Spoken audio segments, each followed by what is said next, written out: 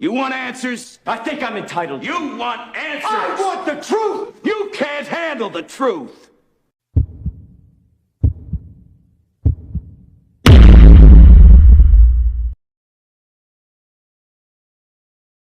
Sue's perfections, ooh, Sin City, Montana, Coke Boy, ooh, we run the city, homie tryna keep up, ooh, they going broke, I'll finish your career, ooh, get a rope, Warning, warning, warning, warning. Dope money, ooh, That Montega, in the spot, getting guap, ooh, that hard labor. in the club, popping bottles, Yeah, we blowing that sour. handful of real niggas. Rest of these niggas cowards. How you want it? How you want it? Hands gun or the knife. Soon as your man see the barrel, He gon' run for his life. bullets flying. Bullets flying.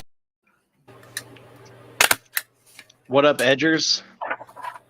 Thank you for patiently waiting. We got quite the show lined up for you. What's up, ITB Art? If everybody else is here, let's go. Let's get right into it.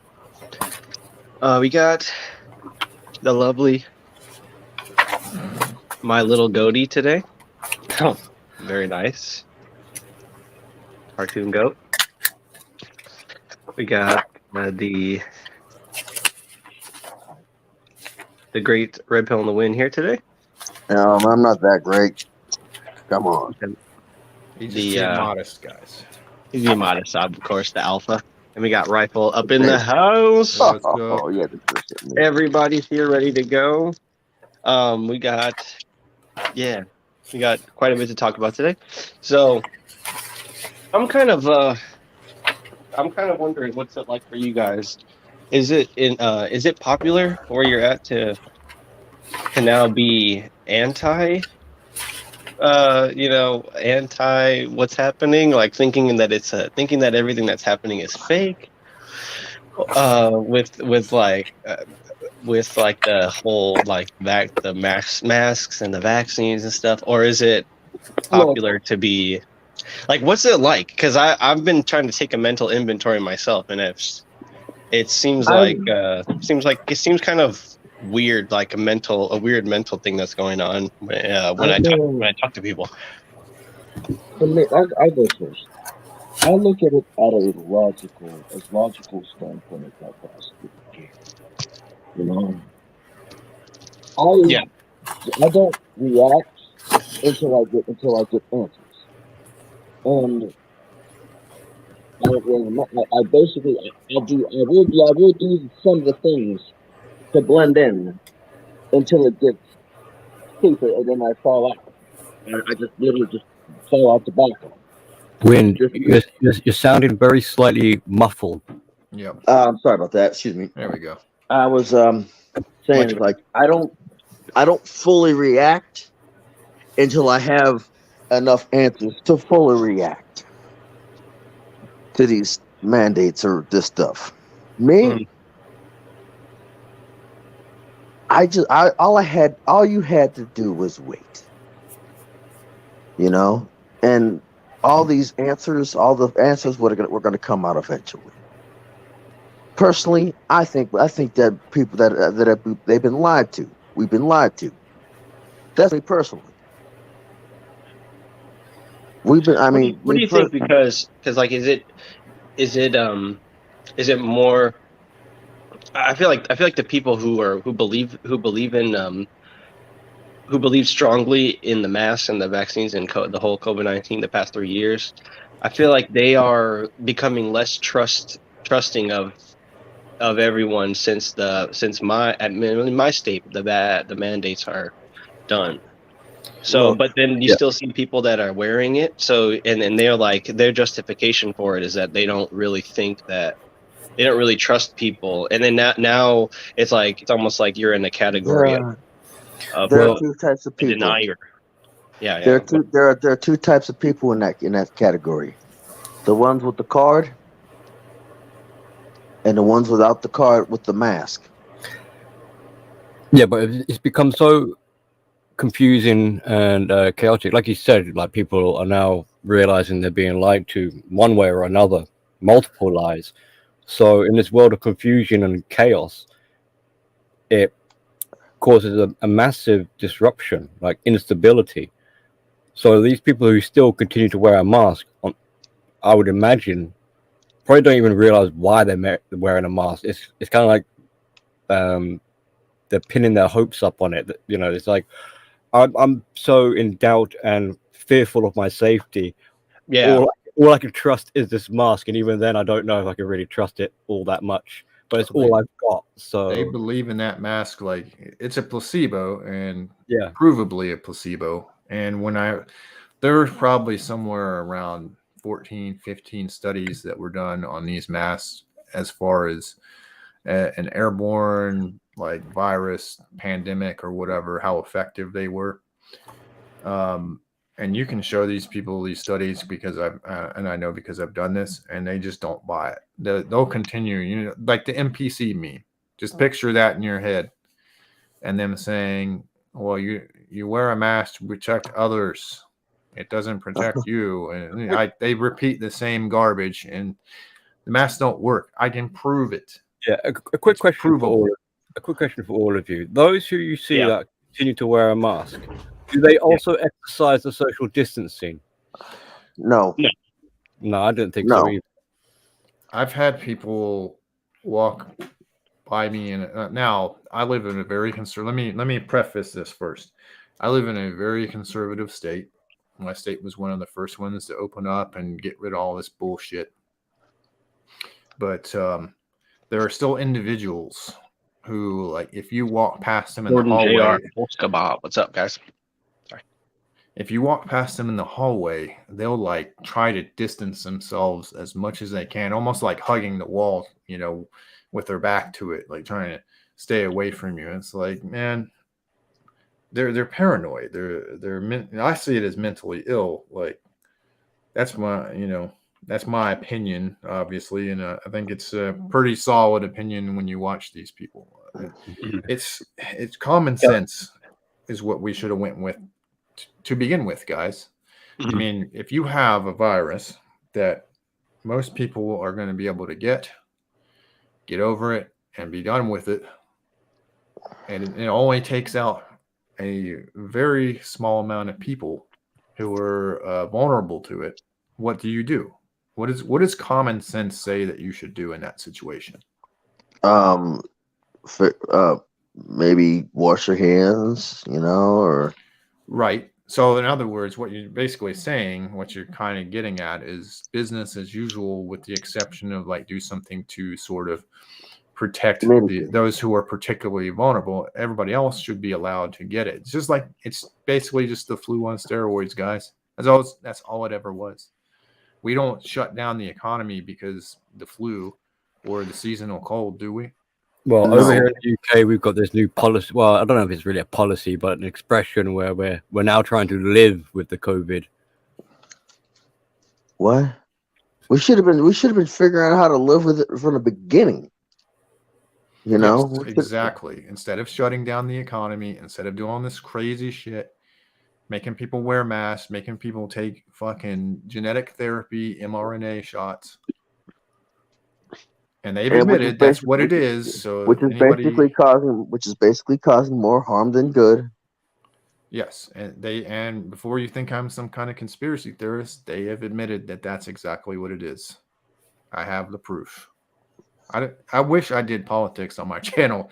It'd be a pretty good grift to get into, but I just wonder, do people want this to go away or do they want it to stay? Because that's the feeling I get watching people. It's a different paranoia than the 2020, than the around March of 2 years ago paranoia, where it was conscious. Now all of a sudden, kind of like what you guys have been saying, it's almost like people are now wired. Right. They've rewired their brain. Okay. Do you know what did that though, yeah? I'm sorry to talk over you, goat man, but go ahead, get your point. Do you know what did that?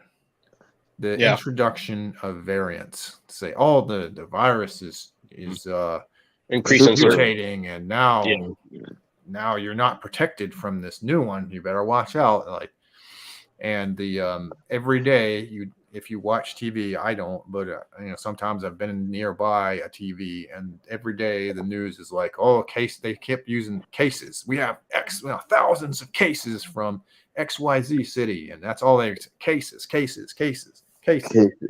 Yeah. But They didn't who say are these deaths. cases? What are these cases of Well, what? they're trying to This means implement somebody has the Ukraine. sniffles.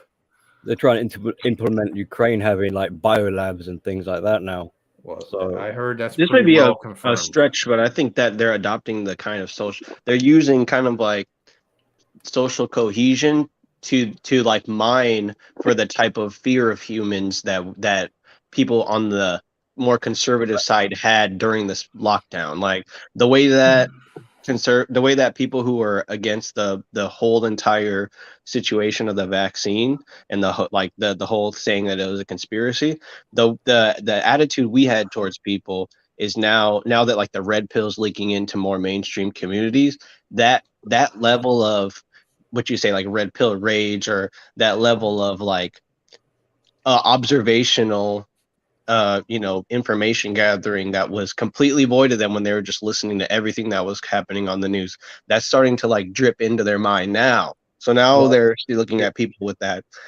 kind of critical eye, and it's under the and they're accepting fake information. Well, right. So to steer this back to what you said just a moment ago and to your original opening sort of topic there, like, so do people want this confusion to go away? No, not really.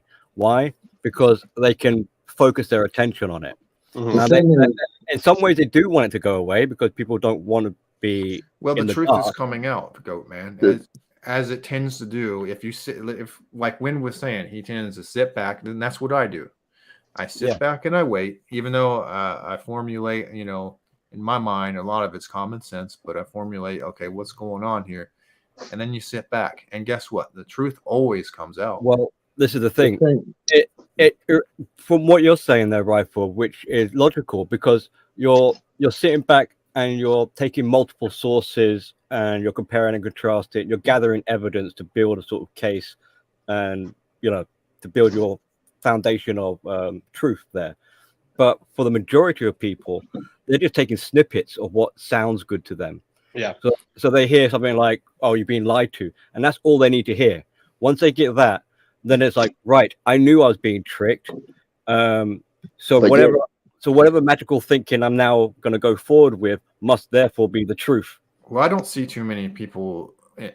Here's the thing, like for me and the people that I'm around, they either knew that they were being lied to very early on, or they're just continuing the narrative because they don't want to admit that they were wrong. That's basically, it's all ego. And then again, I hang around and know older people who are older, to include boomers like my parents. But we're seeing a lot more spin doctoring going on not just from a higher level, but on ground level. Because people have to create. Hold on, because we do have for example, you guys mentioned that you sit back, and if you do that, then I can understand that. But you guys aren't the type of people that will go on to I'm asking, like, to a chat if somebody believes in in COVID-19 being like the pandemic still, and it's still here, and we're opening too early, this, that, and the other. You don't go and try to tell those. You don't try to wake those people up, because those people cannot be. They cannot be dragged out of what it is that what it is that they believe, and vice versa. It's a psychosis. Yeah, that's what it is. Like the guy. So it's like now we're fully invested in these tribes. Like, I would say, like, it's more like, yes. There's respect between people who believed in it and people who didn't believe in it, and there's also layers of people who didn't believe in it and went to who have moved to opposite sides now.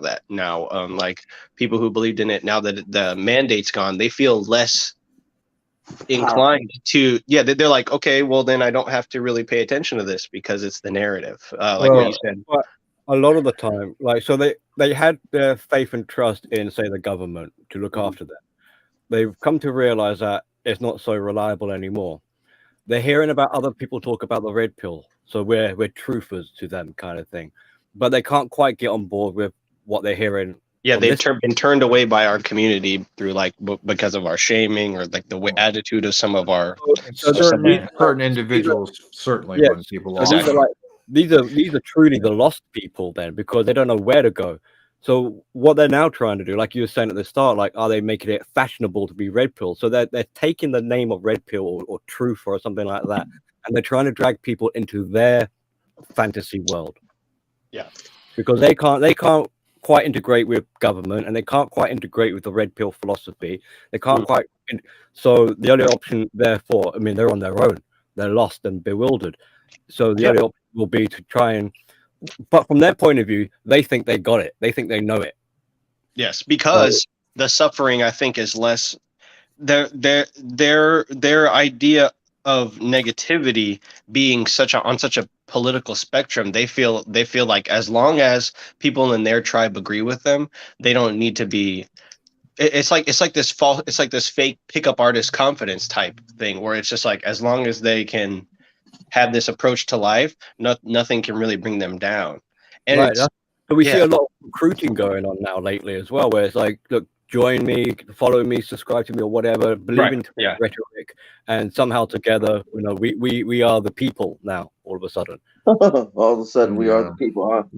And it's almost like we'll become people without culture. We'll just be all into civilization, and whatever narrative it takes for our civilization to rise, then we will adopt that, and we'll just inject it into our DNA, and it'll mutate us to be whatever is necessary. Well, it also starts to more cult-like behaviors as well, because now people aren't really gathering on the basis of factual truth or principles. They're following on the basis of how they feel. Their emotions are leading them into these, because it gives them a sense of safety or security. So it doesn't really matter if it's true or not. It's just whether or not it makes people feel better. I got a question for each. I got a question for y'all. Would y'all rather have stability or emotional security? Emotional security. Why I'd rather have emotional a yacht. security? No, I'm just kidding. Yeah, being stable is like very valuable.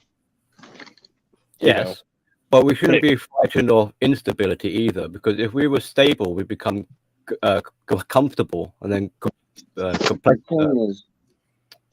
I think I get what you're saying. Emotional stability is more definite.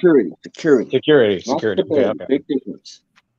Yeah, no. I mean, like, yeah, I would rather have. I want to hear what Billy has to say, though. Sorry, I cut you off, though. Emotional security.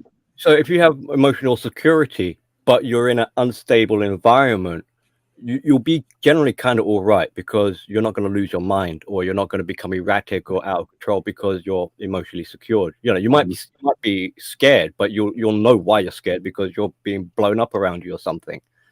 But if you flip it around, so if you're emotionally unsecure and you're in a stable environment, you'll quickly make that stable environment unstable because of your lack of emotional security.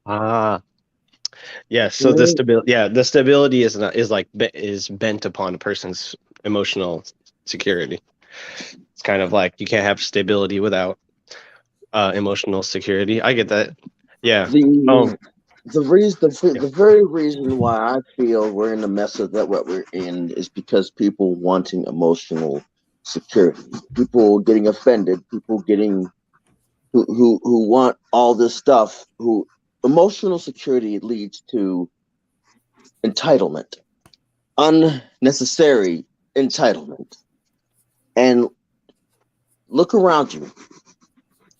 All of this is a result. Basically, the mean tweets are gone, but gas prices are up. God, yeah, but if you're trying to get emotional security through other people, that's not really that's like an artificial way. That's a false sense of security. It's relying on false to make you feel secure. But if you're able to regulate your own emotions, have emotional literacy, and you give yourself the emotional security, then you're independent in that sense. It doesn't matter what people are doing around you because you got it in you, kind of thing. If you understand. Billy, I agree with you, but I was going to add an option C, which was freedom, which allows you to do exactly what you just said. So if I have freedom, I can handle my own business. Exactly. Yeah. But but we don't have the option of freedom anymore. You know, we don't have that option. I mean, a lot of these Well, some people do. I think certain people in their mental playground, in like their imagination, they have a way of being free. It's almost like when they joke about oh, any dictator or whatever person who knew him said he had a great life, he was good to his family, he had a dream of a peace and stuff like that. But these people believe that somebody can be intrinsically, valuable and intrinsically good and still believe like in somebody being a good person, like you have so many people trying to capitalize on this pandemic that it makes it almost, it kind of takes the empathy away of it in a weird way, like it takes all of our emotions out of analyzing the situation. The freedom part is we're seeing a lot along with what we mentioned earlier, that we're seeing like trends of now more cult-like behaviors, more whatever the other ones we said earlier. We're also seeing a lot of like hypocrisy or double standards. So don't be surprised to hear people talking about they want freedom, and their idea of freedom is by like giving up your freedom.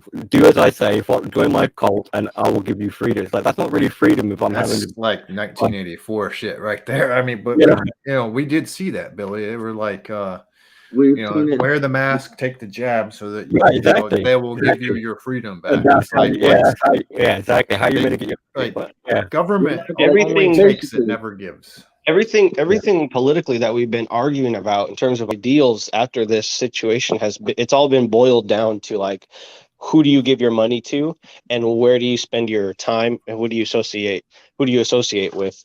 It's no longer like this, like you can't really argue over dinner about certain things because it's no longer, it's not a talking matter. It's like, okay, we obviously know that you don't wear a mask or it's just like everything can be boiled down. People can be kind of just minimized because of like this large issue that's been pressed into our minds for the past 2 years. The majority of people are effed up. I mean, there's no hope for them. So like however which way we're going to be looking at it, it's pretty dismal from their point of view. Where we need to be careful is how influential they become. So they can, I mean, they're going to do it anyway. They're going to be virtue signaling as if they've got the answers, as if they are the way forward for freedom. Virtuous persons. Yeah. They're going to talk to everyone else and call them sheeple, yet they're the ones who are spouting off other people's material or talking points. So who's really the sheep kind of thing? So and they're gonna make it popularize and make it trendy, like how we're seeing it's now. The red pill's going mainstream. It's almost fashionable.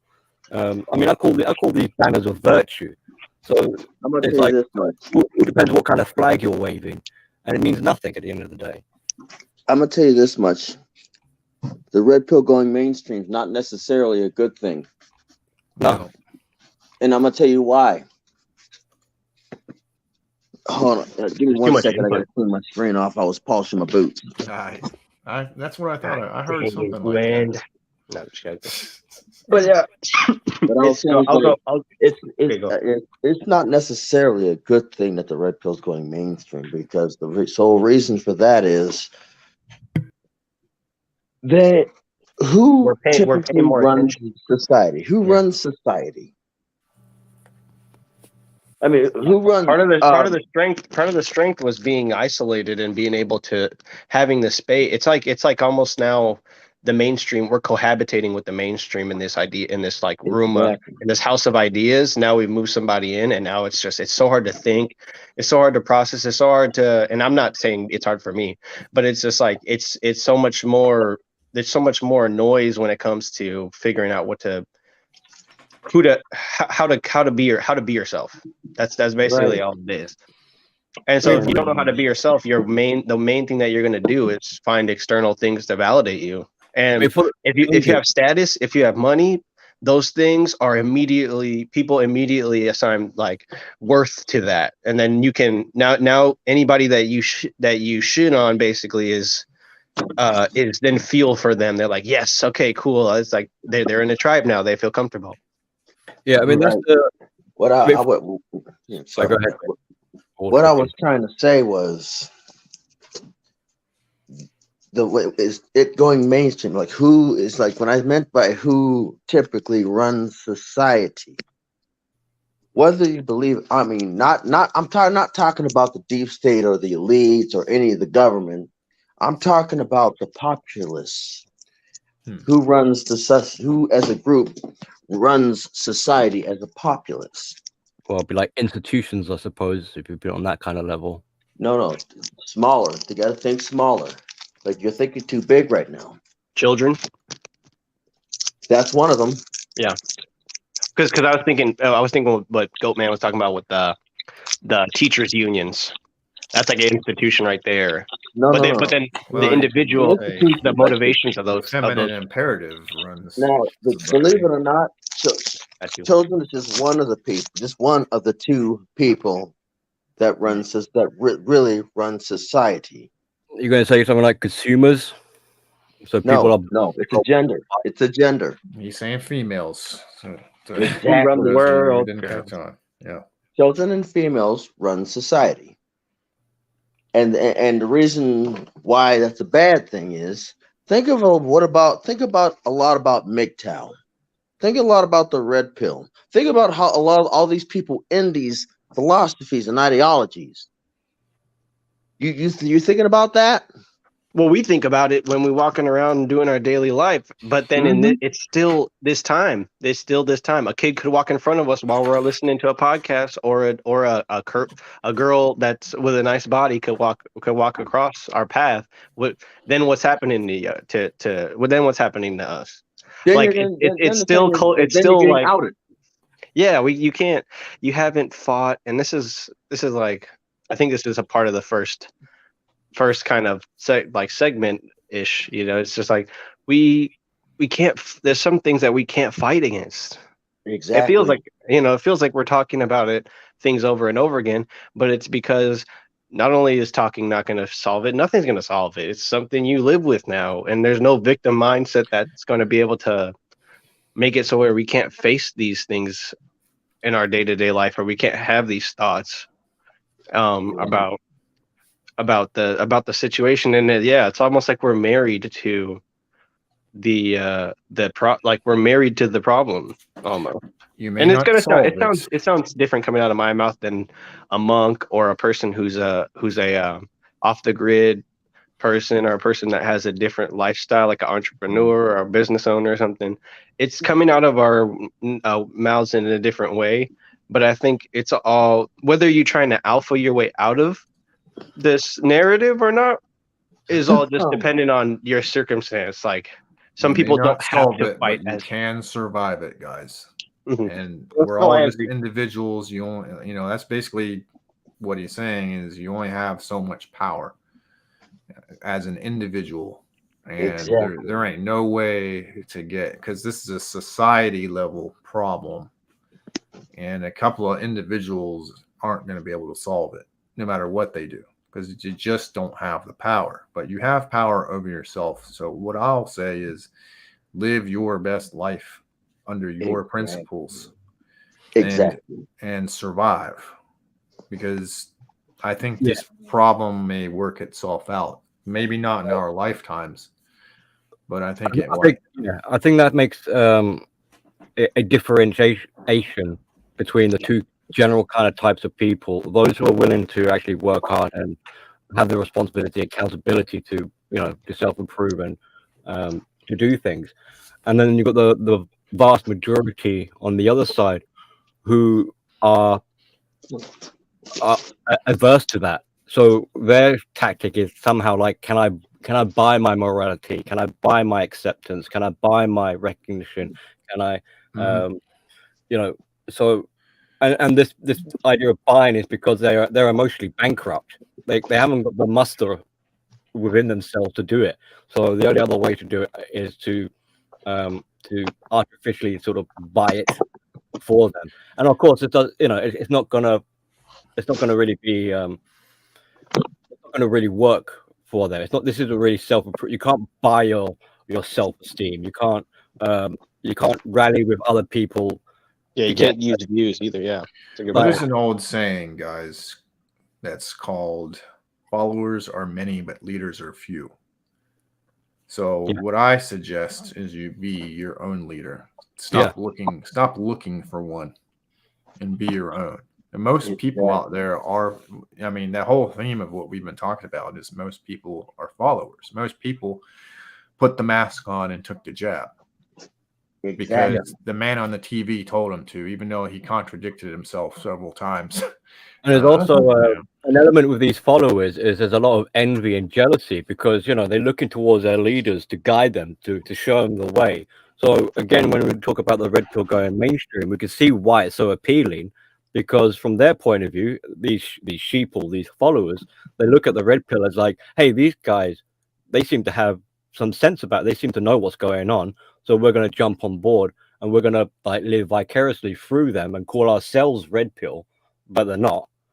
And because now you have guilt from now you have the society and the mainstream is starting to focus on. This is why I think Reifeld's predicting that this we're going to solve the problem, but I think we're really starting to ask the question whether or not shame and guilt are like a fundamental part of being healthy-minded people, because you have it a lot, like everything that we would use to alleviate a hard time is now under scrutiny, like comedy, entertainment, all these people who've like never had to work and who are now able to go around and promote their political views on the virus, whether or not they believe in it or not, and criticize other people and just leech money from people in this way. Eventually, shaming guilt is a popular, it's worked, it's proven to sort of be effective, but it can only go so far. I mean, unfortunately with shame, you start bringing in ideas like being judgmental and absolute. So let's say you do shame someone. If we're not careful and you become too staunch in your judgment, you prevent that person from ever changing. So they get a bad reputation. Like they're not being seen as a person that they are now or who they could become. Instead, they're being judged on their past, and that's like their like the nail in the coffin. Well, I will say your past is usually a good indicator of your future. But, so this is where we need to, even though what would be nice, I suppose, is like if you were to shame someone, they were then accepting of that shame, took it on board and did something like constructive criticism and made a change, you know, and then it could say like, look, yes, I realized in the past I was a complete moron, I was an idiot, I spoke stupid things, I see the errors in my ways. Going forward, I'll do that. The reason why you said that the Wynn's reason for why it's bad that the red pill's mainstream is because of this fact. Is like if enough people start telling you what's wrong with you, eventually you're going to disagree with one of them, and then that's going to discolor all the other people's criticisms of you. Well, so so easy to do that now. It's so easy to mischaracterize people. It's also, I think, maybe all I know is like. Go ahead. Go ahead, Rifle. Well, I was just going to say, maybe correct me if I'm wrong, Wynn, but you're also possibly getting at it's going to get watered down if it goes mainstream. Yeah, Wynn. And another thing that I'm worried. Another thing is like one thing that I'm looking out for is I know that CNN what they're going to do. Is they're going to put some of the people who did the interviews with some of the red pillars, they're going to send them an apology. That's that's when it's going to happen. Is when that first apology comes in to Big John. That's when it's finally gone. That's when it's finally out of our control. The tables flip. Yeah. Okay, that makes sense. I mean, there's also the fact that this happened with George Floyd is like a doubling down that happened. You saw people who on the left who are pro vaccine or pro COVID-19 mitigation. They like also felt even more guilty and even more useless and even more non-essential when they saw somebody like killed, and then they saw the subsequent riots, and the fact that we don't have as politically correct as we want to be, and as kind of normally milk toast and something that, however you want to describe that, the Minnesota police and the whole situation, that the mishandling of certain of what we do, like nothing can stop like the mistakes that are going to be made. I think is like a theme of just this like political struggle. It's like nothing's really going to stop us from situations where we could be emotionally compromised, I guess. And so this is like a huge problem.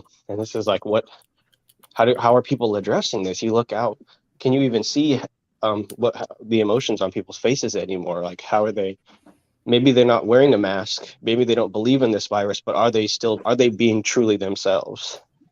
Exactly. You know, all you gotta do is, well, we're already headed to that. Ask them for your papers. Papers, please. Papers. On the whole, most people are so traumatized. They're scared. If you look at their eyes, they're not there. They're vacant. Yeah. That's what I was gonna. That's kind of what I was gonna get at too, Billy. Is exactly. We were talking about how people were prior, and people, at least where I'm, the region I'm from, and most of the people around me were starting to get really, really skeptical of the government. Like post or pre-COVID, everybody was like, "Man, the government's doing this, the government's doing that." And of course, who the orange man was in office, but I don't care either way. I think people should stop trusting the government so goddamn much. But as soon as this virus hit, it was like, oh, now we, tell us what to do, government. We'll do anything you say, just save our lives. And it's just like, get on our golden knee pads and open our mouth and give us a nice big gigantic bukkake. Yeah, with the whole. So everybody's kind of, we went through that phase, I guess, during TV while TV is still, on top with all of these new television shows that are coming out, and actors in Hollywood still wanting to be relevant, even though we've kind of entered into a new era. They still want, I mean, there's talented people. It's not that. It's just like the way that certain people on YouTube, the way you watch them just invent their own organic sort of like following, then you look at people in Hollywood and you're like, well, you just have an agent and a producer and a director and a makeup person, and you just have all these people do it for you, basically.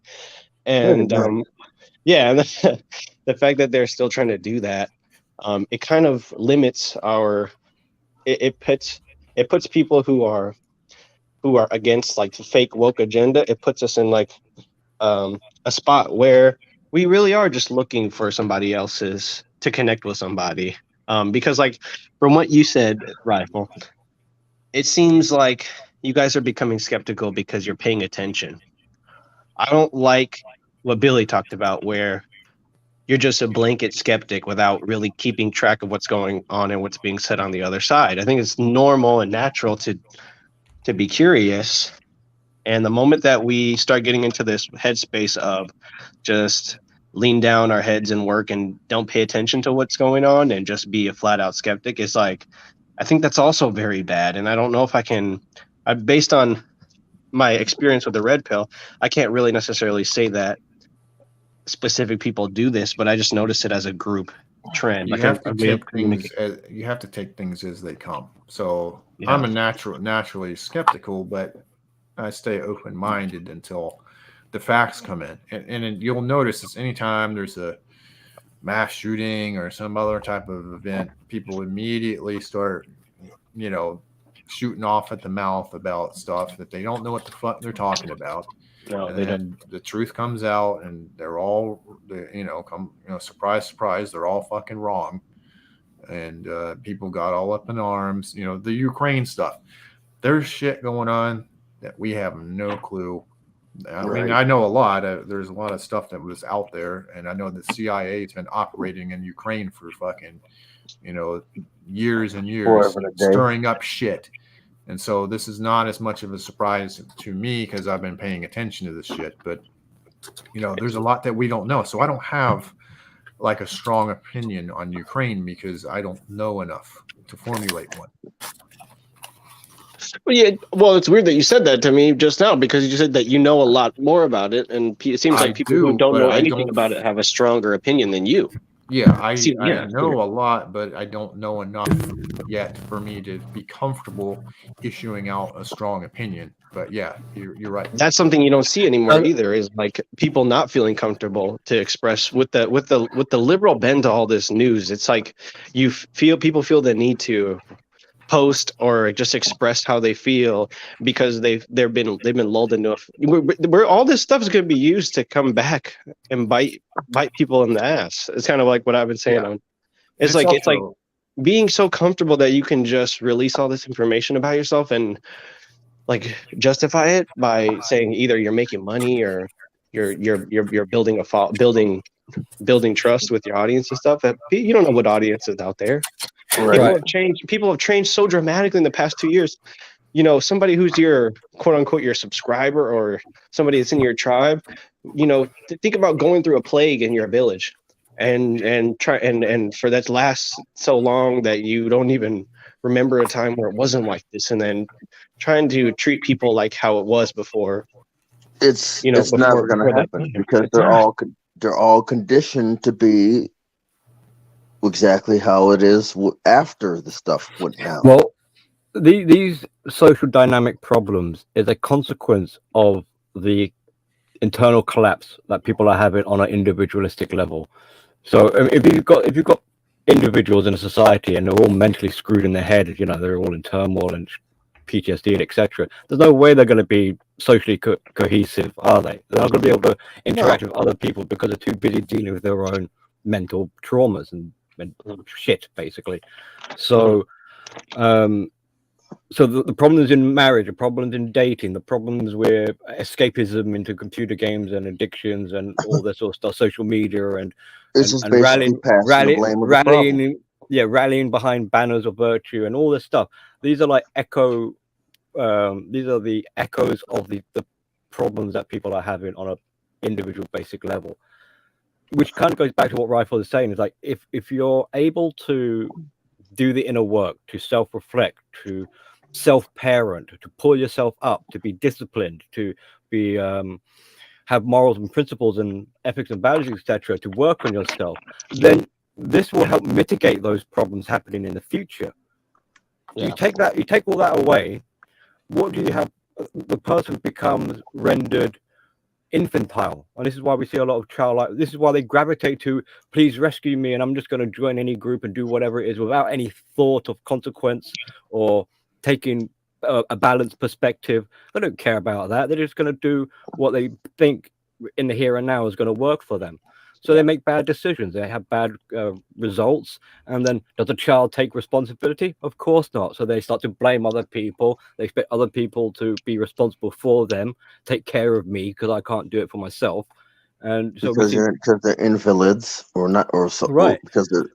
So it's a cascade. So I mean, this is why we call it because it's like a cascade, like dominoes. It starts off like a small little ripple that wasn't addressed early enough. It was ignored, not taken seriously.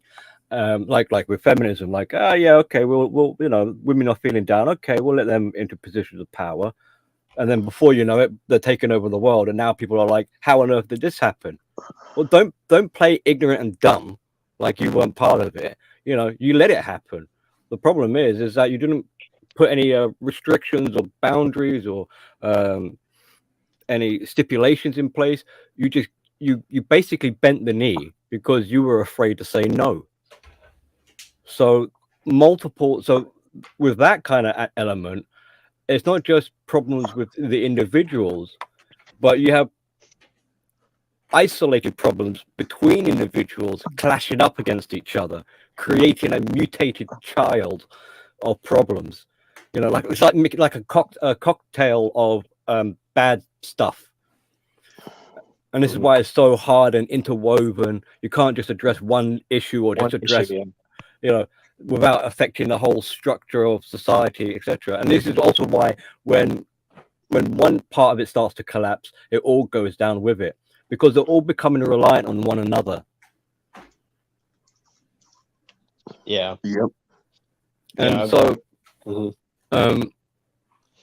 well, improving yourself, I guess, has to go. It goes against it kind of goes against your evolutionary, like, imperative, like to think in terms of, okay, I got to, because if you think about it, the mind really is, it like raised on all of this, like scientific knowledge and things like that. We're kind of already think that we're gonna make it to the future, or our species, or ourself, our individual self.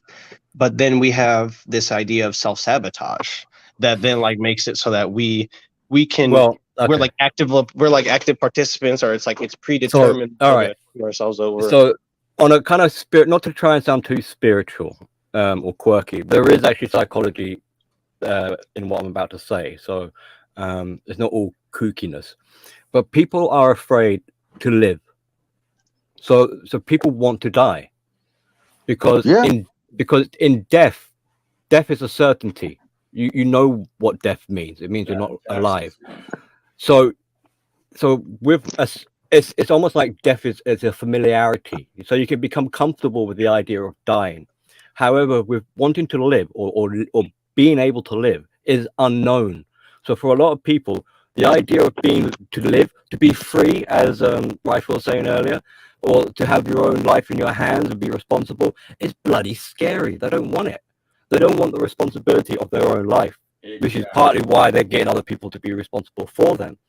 So what do we see going on in society? We're talking about trying to prolong life expectancy and go forward in evolution and society. Yeah. But it's a lie. It's not, what they're saying there isn't really true, because they don't really want it.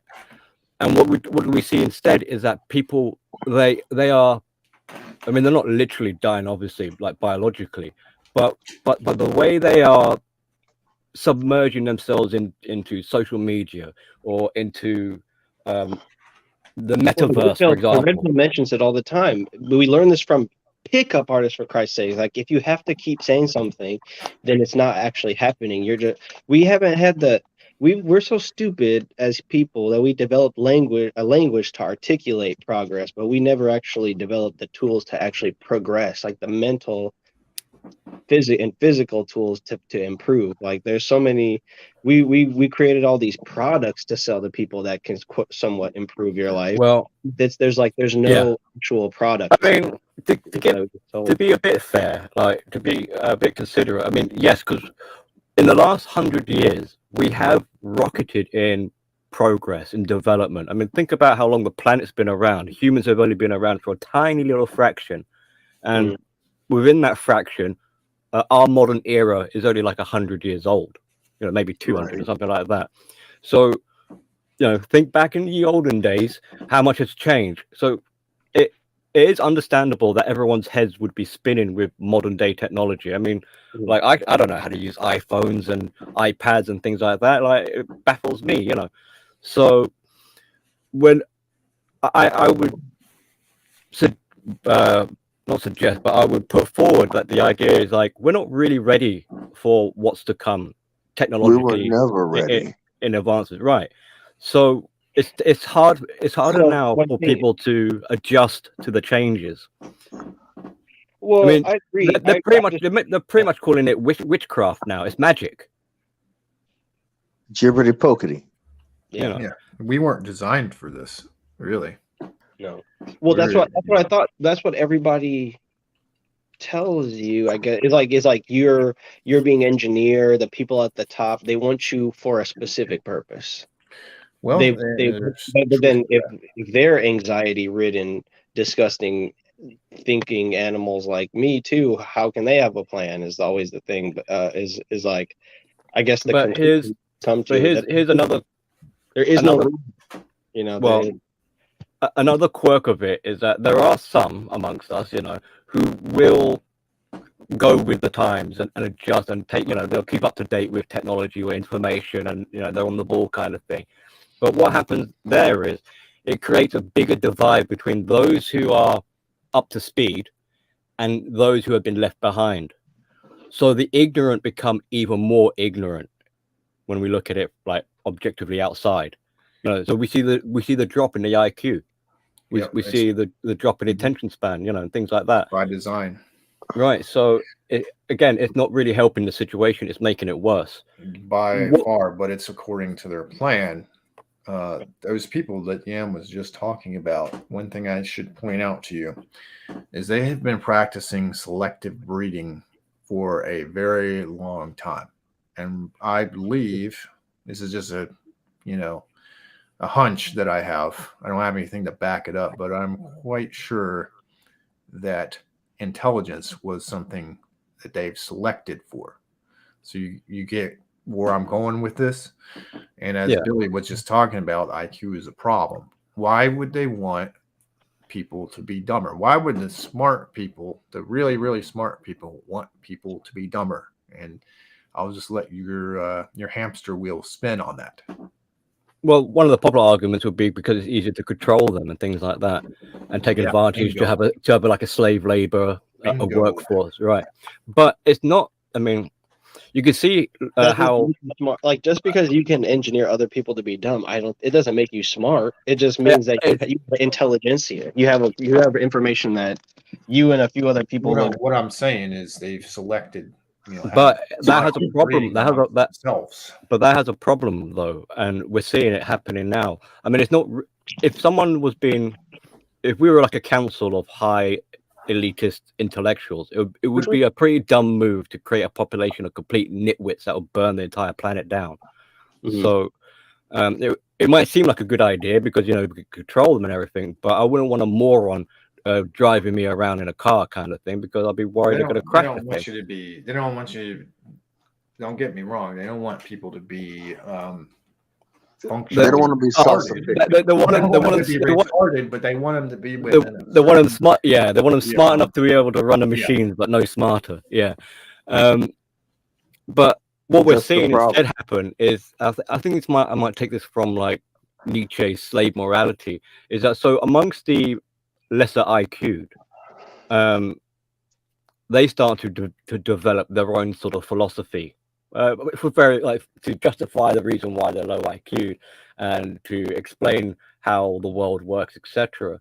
And because there's a lot more of them than there are of the higher ups, they can rally together and create a sort of cult of new age information, like an alternative science or whatever, and so they will. Dunning-Kruger, just to interject. Just a moment.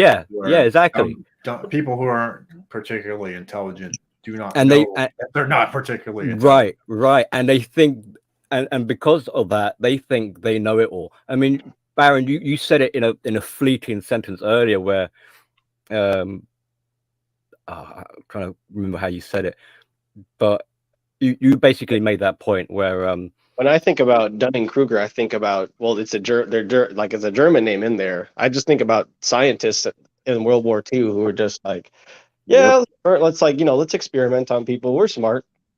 And wait, hold on. Like, what about you makes you smart if you can just if you just perform the scientific method? It doesn't mean the scientific method isn't designed to, like, normal beings don't go around just wondering about the death, like philosophizing about death. That's very human. That's a very human thing. Other species don't do that.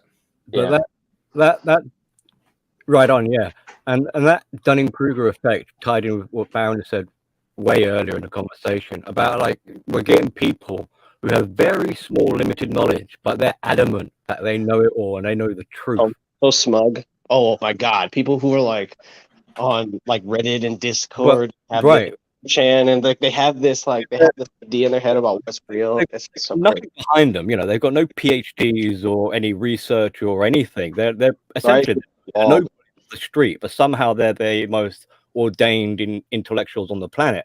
You know, they got the solutions for everything. It's like It's very brilliant. like get your head out your ass for a start. You know, the level of arrogance and egotism is through the roof. But I mean, that's a for everyone else. That's a way of identifying who you're dealing with quite quickly, because that kind of person is clinging on to their tiny world of truth as, you know, the source of all knowledge. And you can sense that because of the emotional. Why are they doing it? It's because of the emotional attachment. So usually they're emotionally emphasizing how much this knowledge is so important. And if you say anything against them, how dare you? You know, and fear their wrath, kind of thing. But it just shows the level of insecurity they have, and so this is why they're also not anchored, but so attached to this. Because take that away, and they've got a major problem. It's like that's where they've tied their self-esteem to and their identity. So if you've disproven them or shamed them or whatever, discredited them, they have nothing left. Exactly. So basically, you're not going to allow that to happen. That's why they're going to fight tooth and nail for it. Which reminds me also, so like a lot of this knowledge idea that we talk about, it kind of like ties a lot with like the truth. And so what is knowledge really, and what is truth really?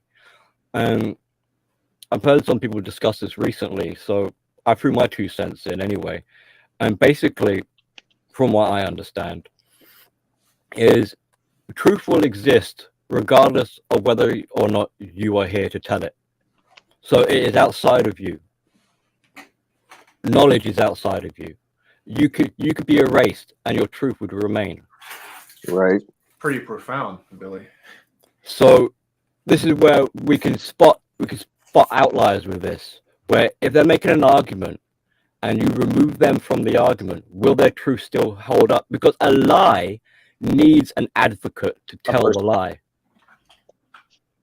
If you get rid of that person, the lie disappears. And that's why the old saying, you know, if you repeat a lie enough, well, you know, it becomes the truth. Well, what they do is they repeat the lie, and they get people who don't think for themselves to repeat the lie, and then the more sheep repeat the lie, and then you know, then you have a whole society that thinks this lie is the truth. Yeah. So this is how we can, in a way, shit test not just individuals, but even like the whole COVID thing, for example, or any kind of policy going forward. We can basically ask ourselves, what are they saying, and is what they're saying reliant on them to say it? Is it grounded? Is it grounded in truth, or are they the person that it? Is it grounded in irrelevancy? Depending on how that person stands in society, whether or not they were respected. Well, like I say, the truth always comes out, but usually it gets kind of talked about. Kind of all the stuff with the virus is being, you know, all the people that were called conspiracy theorists and all that in the beginning, they're being proven that they were correct, and it's being admitted. But it's really like, it's kind of like if someone whispers, you know, you were right, like under their breath. You know, technically they told you were right, even though you didn't hear them. You see what I'm saying? That's like basically what they've done. When you try to get women to apologize and they end up in a coma because they just can't. What makes it even more powerful is like you say I was right, but really I was just telling the truth. Yes, it wasn't ever. So it wasn't about me. You know, I might have said it. It wasn't about me. Right. Yeah, exactly. But people put their ego into it, like you said earlier. Yeah. They don't like when their ego gets destroyed. People beat them. Like they don't like seeing people data out.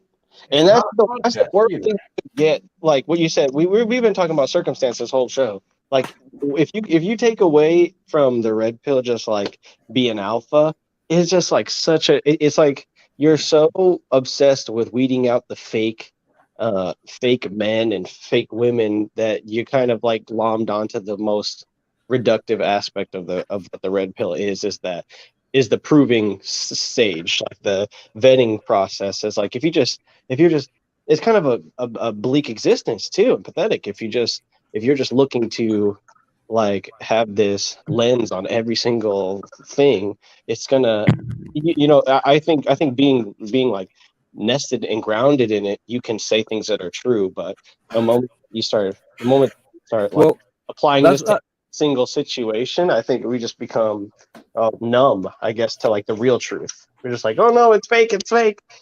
Like well, this is why they attack the red pill and the MGTOW and the other philosophies so much, because from their point of view, because they're liars, they know that if they're not around, their lie is gonna cease to exist. So they think that that kind of logic applies to the red pill. So they think if we attack red pill men, somehow that's going to erase the truth. It's like, but no, it doesn't. You might be able to cancel us, you might be able to shut us down or whatever, but the truth still remains. Exactly. So we're kind of like ghosts in a way in that sense, and that's a big problem. I think they're beginning to learn and realize that, where it's kind of like it's not working.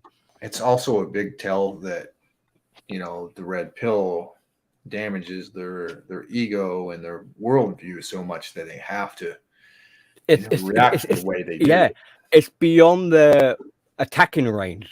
It's out of reach for them. Yeah. So the only way they can try to attack it is to try and attack the speakers of it.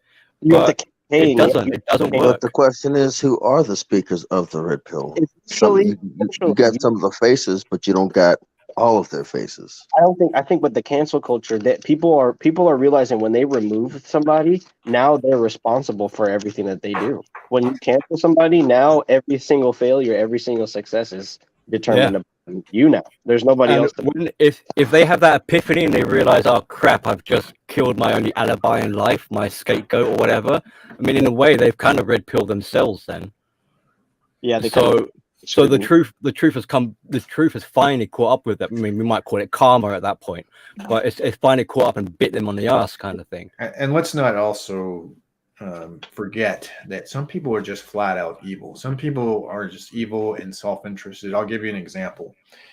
Have you guys ever heard of wheat waffles? Yes, I have. Recently, professional shitbag John Anthony Lifestyle, who's going to be destroyed by Undead Chronic tonight, apparently. He's the one who doxed wheat waffles and put his shit out there. And he has stated, John Anthony Lifestyle has stated he doesn't feel bad. He'd do it all over again. He thinks people like that should be doxed and that doxing is a good thing. No, it is not.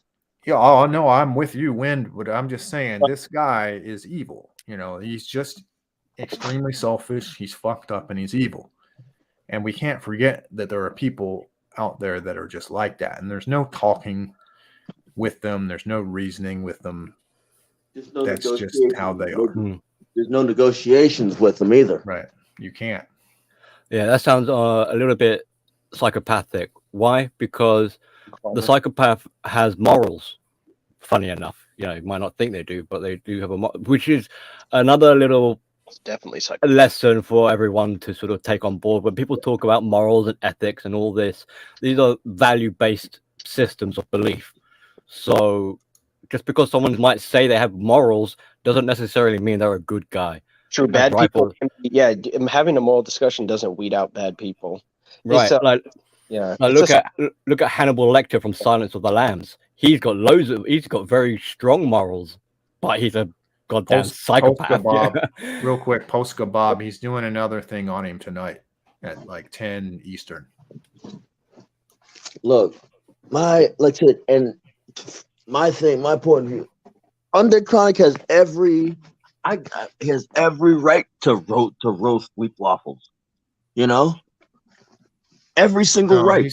He's not roasting wheat waffles. He's roasting John Anthony Lifestyle, PUA, who says the red pill is bullshit. He has every aspect of roasting John Anthony Lifestyles. Every single right. John Anthony, it's just basically nothing. For me, doxing is nothing more than cowardice. You're basically doxing is nothing more that you have no ability to argue against something. It's better. not gonna. It doesn't change the person. It doesn't. It's like if you want to change a person, just shame them. Like doxing is going so far, it's showing your own insecurity about who we. Well, and it's not bad to be, or it's not like it's normal to be insecure. So I think like talking about doxing somebody as a joke is like it's fair game. Like I won't be upset if somebody's talking about it. It's not that taboo or it's not that bad of a thing, especially if it's a especially if you think that person's a scumbag. You I know. mean, it's cowardly. It's like a low blow. Like Yeah. Before you joined the panel, Baron, Wind and Rifle were discussing like, you know, samurai sword or katana blades, right? So like the way of the warrior kind of stuff. And Bushido, yes. Yeah. Bushido. And so like, I don't want to say like tradition. Well, yeah. So traditionally, you know, you might have an enemy, but you would have respect for that enemy. Exactly. You know. You might do battle and things like that, but at the end of the day, you still understand that they're fighting from their perspective or whatever, and there are certain areas you leave alone. But to dox someone is cowardice. It's like trying to rub salt into a wound or something like that. It's unneeded. It's disrespectful. I mean, maybe that's partly one of the reasons why they do it, because they want to be disrespectful. Here's the thing. It's dishonorable. He did it because Wheat Waffle said he was a 3. Let me make that very, very clear. The only thing Wheat Waffles did was say he's not a good-looking guy. That's Okay. it. That was John Anthony Lifestyle's retaliation.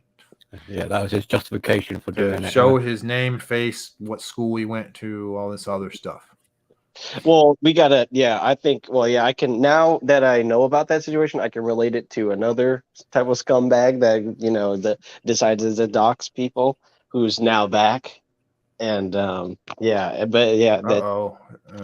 drop names? They're back. What, should I? Feel free. I mean, they're probably listening right now, but, I mean, call a spade, man. If they're evil, they're evil. Back. Mega Man did a live stream recently, and he's been back in the. I'm not familiar with Mega Man though. You'll have to tell me offline or something. I'll elucidate more okay. As things go on, because he's having his hot bitch summer, hot hoe summer. He's getting ready for it, and I think it's going to be interesting because the pandemic is like, I don't know if it's nearing a close, but people are starting to get more positive and going out more, and definitely. He's definitely going to be more active, which I'm excited for. But so he's your arch nemesis, and you can't wait to fuck him up, is what you're telling me. Can't wait to just I get you. He's my fool. Yeah. He's like DDJ to me, you know. Okay. So see what I'm saying? Misandry today, whatever you want to call it. When you just absorb Mega Man or DDJ, Angry Man, for those people who are of the older time period. I don't know how they view now. Wait, is Mega Man, is that Angry MGTOW?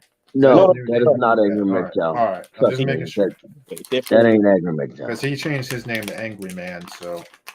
No, now Mega Man is called the Rittenhouse. Now he stole the entire Rittenhouse situation. Yeah. He just stole it all, and now that's him. Let Rittenhouse be Rittenhouse, man. Come on, man. Be original, dude. Leave the kid alone. Jesus, is Kyle Rittenhouse Britney Spears now? Everybody just wants to be wants a part of that youth. It's one thing to be raised on this hate liberals and be a gun-toting person, but you can't I feel like when you guys are talking about swords, I choose to not own swords. Because that's your choice. But I choose to smoke the hava on the occasion. Nothing wrong with that. You can't pick both. And that's your decision. And that's your choice. But it's also my opinion. Once you start mixing the two, once you start, chiefing and buying swords, I think now you're just getting crazy. That's kind of an odd opinion, but it's yours. little out The thing is, you're not trying to take anything away from anybody. You're not voting for people who are trying to take anything away from anybody. That's where the problem. See, if you were to sit down and talk with me, if you were the type of guy who were like, well, I don't want to own any guns. I don't have a problem with you. I own double digits as far as guns are concerned, right? I think and I stand to get a lot more. And if someone said, well, I don't want to own a gun, I have no problem with them whatsoever. It's when they start saying, I don't think anyone should have these types of guns, or I don't think you should have this type of gun or any guns at all, or anything. That's when we come into conflict, because there's this thing called the United States Constitution, if you're an American, that guarantees, and it's specifically talking about weapons of war, by the way. That's specifically what it's saying. So all this like assault weapons, and we don't want weapons of war on our streets, and go fuck yourself. That's what they're already there. They've been saying that for years. They've been saying that for a lot of people don't know this, but back in 1994, they passed an assault weapons ban, and it lasted for 10 years. It said in the bill that it was going to last for 10 years. Guess what happened? Right? Before you answer, let me be specific. Their stated goal when they passed that is that they were going to reduce gun violence and crime and etc. Now, what went up during that 10 years of the ban? Gun sales. Well, I don't want to say that. Crime. So Airfinger's quote, gun crime went up. Firearm crimes. Tremendously. So in other words, you can't legislate that shit. And you shouldn't, because that's actually what the Second Amendment is even about in the first place, that the government can't decide that. But the whole guns don't kill people, people kill people thing. It's like we're literally writing into law things that are making it easier for people to be killed by guns. Almost like paradoxically. Well, what it is they're not doing anything about the actual criminals. Like, it's well known that they did statistics on who gets killed by, how they're always talking about AR-15s this and AR-15s that. Like, more people get killed by hammers and like bare fists than AR-15s every year. That takes a little bit of common sense to understand that AR-15s ain't the problem. It's the people. It's the people, and someone who's going to kill somebody, murder somebody, or whatever, they're going to do it regardless of the tool that they're given. They'll find a way to get it done. Yeah. Yes. What you got, Win? What you got for us? Somebody asked if I was out lighting incense. Okay, cool. He just forgot to mute himself. But yeah, we did get a lot. Yeah, like what D-Man says. It's interesting. We were. I don't know how we got on the gun. Well, it's funny that we got on guns because my guy, he's a big gun guy. The problem is he can't own a gun, so he's into this pop gun stuff. Yeah. Like what pop gun and airsoft or whatever. He calls them spicy meatballs. Yeah, he's funny because it's like, so it's the opposite of the red pill. Challenge. You can't if you just accept that you can't, the decisions that you made, you can't own a firearm because of your criminal history. Well, let me ask you a question. Is it violent, or did he just like drunk drive 3 times in 6 years? It's violent. We're talking about. You said that people will use any weapon necessary to carry out what they're going to carry out. Yeah. Let's say that this dude decided that his bare hands is the best weapon. All right. To make to try to prevent somebody from breathing. I got you. It's just like right now. it's just like seeing this and seeing like how there is inner turmoil that's happening in everybody's household regardless if they have a firearm or not, you know.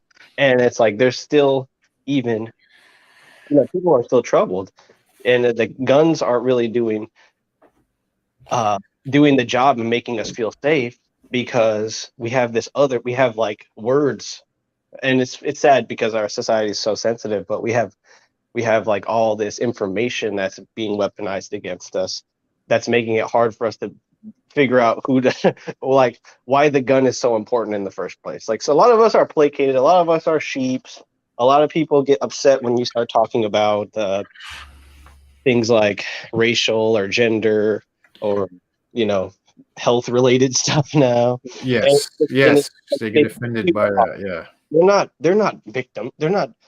Just because they talk like a victim doesn't mean they need to be victimized. You got some that's part of the culture. And I'm gonna say something. There's a guy that I worked with, right? And this is why I don't have much hope for a lot of young people.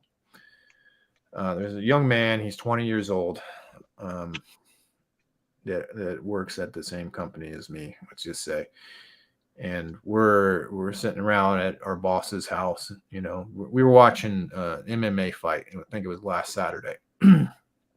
And he looks to me and he starts talking about the Ukraine thing. And I've already covered, Ukraine, and I don't want to talk about it all that much because there's a lot that I don't know. But he starts saying, well, Putin is being communist. And I'm like, what do you mean? How is he being communist? And he starts talking about how Putin is, attacking Ukraine. And I'm just sitting here thinking, like, this kid doesn't understand that communism is an economic system. They're not taught to understand that. They're not raised to understand that. They don't. That's true. They're not required to understand that. And until they are required to understand it, they're never going to understand it. Yeah. And he also said, we were talking about states, and I'll be blunt. I'm not a fan of California, basically the whole West Coast, the Northeast, Illinois, and a couple other states that are like super staunchly anti-gun. And he's like, it's, there's more to life than guns or something about, and I'm like, well, there's, yeah, go ahead. Well, actually, no, because firearms ownership is for me, it's a litmus test to how much freedom you have. If the government says you can't have these guns and is strictly enforcing that, you're not very free, period. Because firearms are dangerous. If you're a criminal, dangerous weapons, right? Yeah, if you're a criminal, you do whatever you want in this circuit. Yeah. So, but yeah, as D-Man just said, he said earlier, gun laws only punish good citizens because good citizens follow the law. Criminals don't. Everybody should know this. There's common sense. Common sense ain't so common nowadays. But as I was getting to it, it's a saying that one person with a gun can control 100 people. Yeah. It's been said before, and there's a reason why. The mainland, why Japan did not try to attack America in World War II. What I meant by a firearm behind every blade of grass does not mean that we're growing guns out of trees and for some of you people. It means that there's so many guns per capita, per citizen, that it would be a bloodbath. Yeah. The Banzai charges would literally end the war for Japan in days. A lot of American citizens were trained and, very capable with their weapons too. That's important. So let's say, if you went through the infamous rifle training program, and I taught you like everything I knew about firearms and got your skills, to be rather adept. Mm-hmm. What would be the difference between you and a police officer? Nothing. Absolutely nothing. Pretty much nothing but them having a badge and society saying that they have authority. And So yep. that's And it the would thing be about American citizens. what's the difference between if I were to send you through my course, what will be the difference between you and a soldier? That's true. That kid has no self-worth at all. If they just because, and it's so ironic because you're addressing an object that they don't value, but in them expressing themselves, they communicate to you that they don't feel valuable themselves, and so that is disheartening because you want to just because we are very we have the young people have this like I guess like a throw caution to the wind attitude about their own safety. He's a It's good like kid. not like He's a you're good kid. that something bad would happen to them just to learn, but you're kind of just like, yeah, no, he's not going to. He won't be a person that somebody will have to step in this to take care of that person. He's a good kid. He just was never like I talk about with young people today. They need good mentorship because with good mentorship, they have a very good future, and it would help a lot for all of our futures for young Yes, it people would. to have good mentorship. Yep. But we're not allowed to have, but young people are not allowed to have. Young men, in particular, are not allowed to have. Yeah. Good, And they were raised by single mothers, And young that's men not a good. That's not a good way to raise a man. young men, even into your 30s, I think you have this liberal idea. Like I think a lot of young-hearted liberals are getting to an age where now they have to pick a lifestyle. Do they want to teach other people, or do they want to like restart and relearn a different way? And It's hard to hear what you're You're saying. getting a little muffled there, yeah. Yeah, no, it's just like There we go. Society's gonna mug you as a man, and whether or not you're aware of it or not, or you know, it's kind of like it's gonna help you survive. Muffled yeah. again. So Whatever you're doing, stop. Damn. Hold on. Let me leave. There we go. There we go. As soon as he muted and unmuted himself, he was good. Well, where Yam picked up or left off. I got it. Yeah, all right. So yeah, no. What I was trying. I don't even remember what I was trying to say now. That's what's stupid about this. But I delete it, and it's just like, oh my god. And yeah, I was not doing anything, and it just started messing up. Okay. Anyways, but yeah. What was I getting with? Well, you're saying society is gonna mug you as a man. Yeah. Oh yeah, it is. It's gonna just, and then like if you're willing to prepare for that, then you kind of have to change whatever it is. You don't have to change. You don't have to. What is it? You have to change. Yes. Oh no. Sorry, you have to adapt, but you don't really. You're not supposed to change who you are. And what I was saying before was that like a young person, career-minded person who is trying to figure out, like how they stand on things. They're not fully set. They're in an unstable situation. If they're emotionally secure, they're going to have to make a decision. If they're not, they just somebody else is going to basically start to run that person eventually, whether it's a woman or a child or a woman who has their child. Like it's like that some situation is going to start to run those people's lives. But for people who are emotionally secure, they're going to have to make a decision like, am I going to try to, just am I going to be good or evil? Like, am I going to try to I know exactly how to manipulate people to get what I want. So am I going to use that for good or am I going to use that for evil?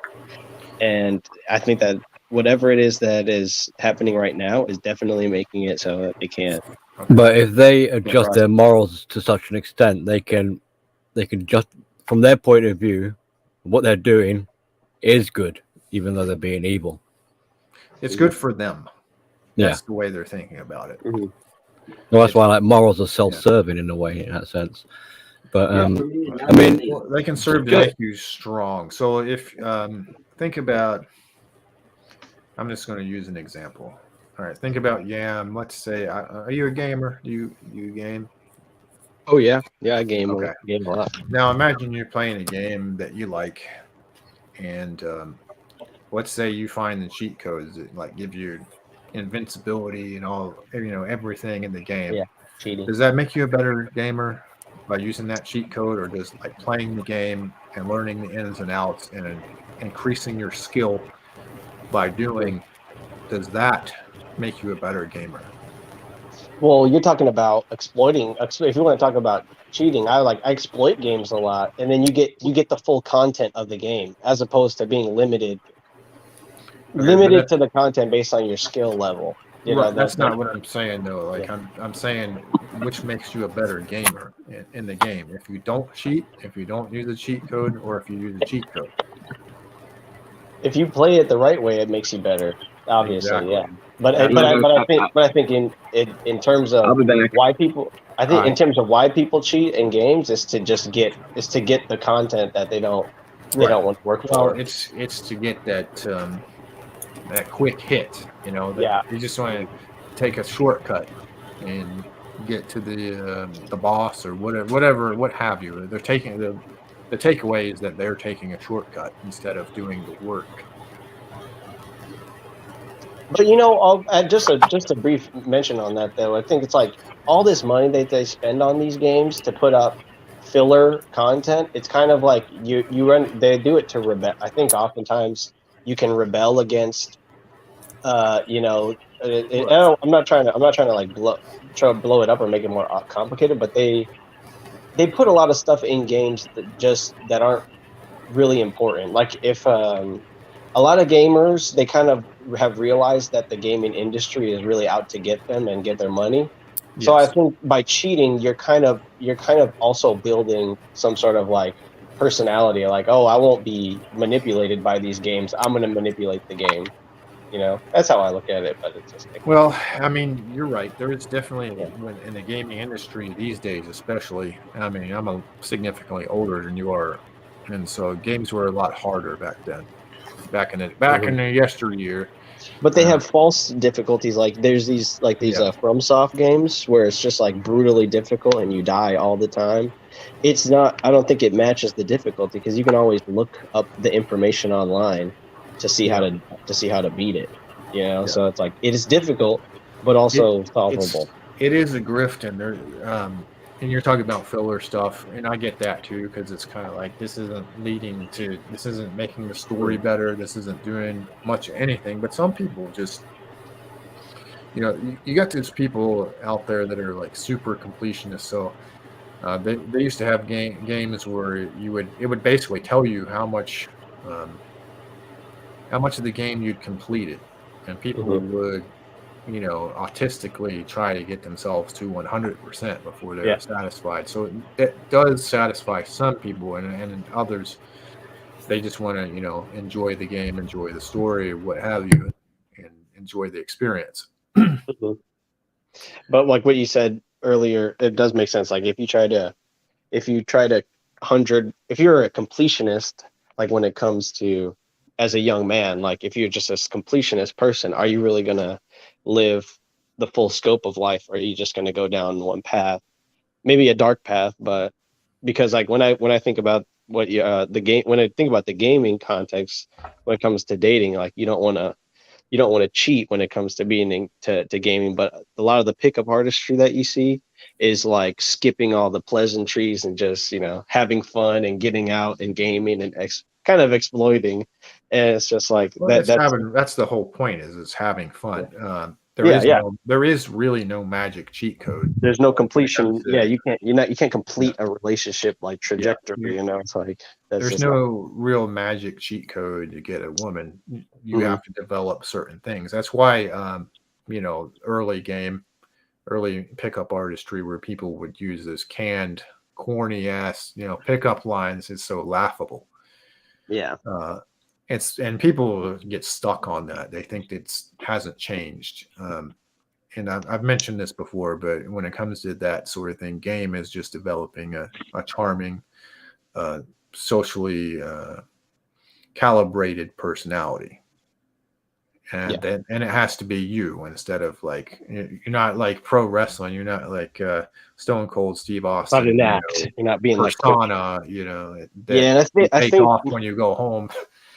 I think it becomes overshadowed, by like just people, quick-witted people or smart asses. Like they're like, yeah, I'm a guy, I'm game, and it's just like, yeah, no, not really. I mean, you're just like, and people who like the whole idea of cold approaching now is like super spreading the virus. It's like it's like so weird to think about people who have the nerve to think that they have like. It's one thing to be confident, but to just think that like, to value to value yourself to the point where you're like, yeah, I'm just gonna approach a woman in public and use these pickup lines. Did I say value yourself? I meant not value yourself. Just to be like so controlled by your urges that you're like, I'm gonna cold approach women right now. There's nothing wrong with that. Is there? But if you I don't think there's anything wrong with cold approaching a woman. You see her, she's interesting, you go and talk to her. That's actually really normal. And I know nowadays with everybody texting each other and talking on the internet, that's not as normal, but that used to be pretty damn normal back in the day. Well, I do. The thing is, I do it. I just don't think it's normal. I just think you come from a different age. It is very normal for someone to say, "Oh, that's interesting," or say you see a guy. Let's say you're like a Dragon Ball Z fan, and you see a guy wearing like a pimp ass Vegeta shirt or something, and you walk up to him, nice shirt, and you guys just start talking, and you find out you got a lot in common, and you're cool. Oh, bro, like I'm having this party, you gotta come. That's how friendships sometimes are formed. Stuff like that happens. That's actually normal social behavior. And the same thing with women. I mean, you would do that, or oftentimes you'd get with a girl that was in your social circle already. Nowadays, it's like you open your phone and jump on Tinder and hope she swiped right on you. What's their Instagram? You guys are giving me flashbacks, man. I'm getting traumatized. Dating advice from Goat Man. Go ahead. No, I'm just kidding. No, it's just like, it's just, dude, it's like I mentioned, I gripe about this all the time, and I think I'm just a ornery old man, but it's like, I'll be talking to a girl, and then she's like, oh, what's your Instagram? I'm like, it's over. It's over. See, I have an Instagram, but it's just like my, I have some social media that I barely use, but it's the only people that are on there are like people I know in real life, family, friends, people I served in the military with, and that's it. Like, I don't just walk up to some girl and talk to her and like, let me get your Instagram. Like, no. That's well, I think what it is the DM. The fact that you can DM people on Instagram. That's DMs. Yeah, that's the good part about it. I think the posting butt pics is like the worst part about it. And then guys posting selfies with another man or somebody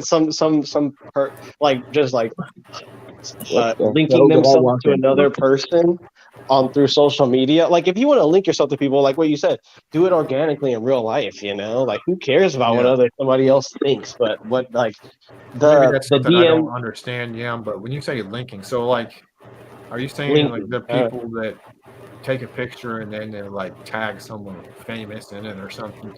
Yeah, I mean, you see it with influencers, and then we also, I think we also do it as just because, hey, want to pick, or for some reason we just want to take but with family photos is a completely different story. I'm just talking about, I'm at a function, we got to make this look cool, so to be here, to be living our lives, even though it's not really that cool. And now, like, let's take pictures of ourselves. It's just like, it's the opposite of making a memory. It's just, let's turn this into a real thing instead of it being, because everyone's so scared of being fake. And they go to a fake thing, and they think if they take pictures of it, it makes it real.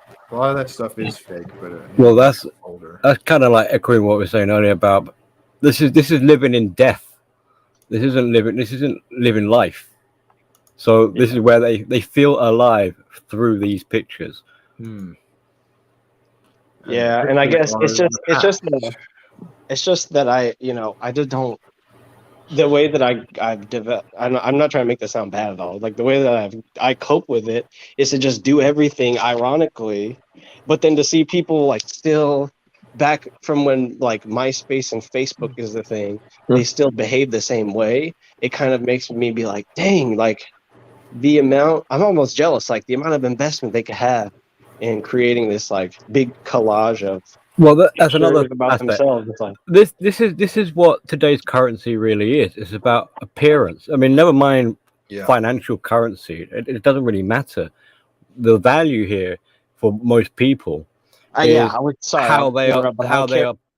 I would care more, or I would actually be more understanding if a girl was like, "Do you have $12,000?" as opposed to like, "Do you have an Instagram page?" Because at least she's being like, at least that's something I can like negotiate with. What they care about though is social proof. Yeah. And it's like if you just care about being comfortable, it's like maybe I could provide that to you. But if you're like care about having a guy that's insecure and that needs validation, is willing to was willing to like be on social media and be an influential type person, then it's like I don't want to influence you. I just want to date you. Or like I don't know. It's like I don't want to like have this online presence. They don't even want to be influenced as such. They want to wear you like a handbag, like a big hoodie, like a big. You're a fashion accessory. You're to help facilitate their overall appearance. It's ridiculous, and I'm like, it's sad that a guy my age is tired of that, but I'm just so fucking fed up. That's why one thing the black pill people are right about, talking about looks. That's one of the reasons why women like looks so much. Aside from it, just triggers. Triggers. Yeah, and you got these bitch-made guys like my fool who's just like, "Cam up, bro! Like, why are you sitting in the shadows throwing your hateful dialogue?" And it's like you're showing your face to people. That's a crime. I mean, like I don't know if everybody's doing their P90X, but a pandemic's not supposed to make people look more beautiful. All right, that's plastic surgery. It's freaking high and tight waist pants. It's boobs. It's masks. It's bras. It's masks. It's wires and stuff. It's plastics, and it's like so wasteful, man. I think the whole idea of maintaining a social media presence is probably so far against climate change, or is like contributing to climate change, that it should just be canceled. I don't care about. These people don't care about climate change. The way I see it, until people start being, what's the word I'm looking for? Until people start acting like human, like I don't know, like these quote unquote civilized society as they claim to be. My thing is screw the environment, screw it all.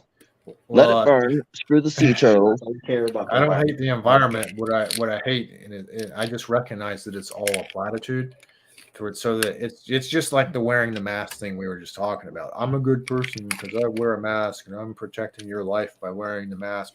Fuck you, first of all. Yeah. All right. But the thing is, when you look into all their plans about climate change, it's about taxing you more. I mean, when it comes down to it, that's what it is. If that person cares so much about the climate and the environment, then kill yourself. Exactly. If humans are this virus, and they're exactly, Billy. If these people actually believe, humans are a virus, they're a plague on the earth, and we ruin it. Okay, then start with yourself. Take yourself out so you can help save the environment. Take yourself out so that a tree can grow from your dead body. Their projection, like their public image, is such a, like women. Sham? What am I doing it again? Sorry. I thought you said no. Like the public image is so much a part of like I'm doing all this stuff to help myself. Even my what I value in terms of like political stuff is also bettering me. And that's like the most selfish projection, and everybody does it. Like it's like my politics are like my mind is so good. I'm so high IQ that I like even my politics and things that I was even my emotional reactions to things help myself. It's like such a sociopathic way of looking at your life. It's like no, you wanna if you believe in the environment, you should be actively smoking cigarettes and doing hardcore drugs and cutting limbs off and donating them and just same people that destroying throw your trash body. outside, like they throw over trash here. Over here in the UK, we had people gluing their faces to the motorway tarmac to stop traffic because of climate change. And these are causing on the motorway. You know, you're not meant to have any pedestrians on there. So these are causing massive tailbacks. I mean, ambulances were trying to reach emergencies and they couldn't because there's people across the motorway carriage, and the police, had to try and remove them. That was causing a big kerfuffle. Luckily, that seems to have died off now. I haven't heard any recent reports about that.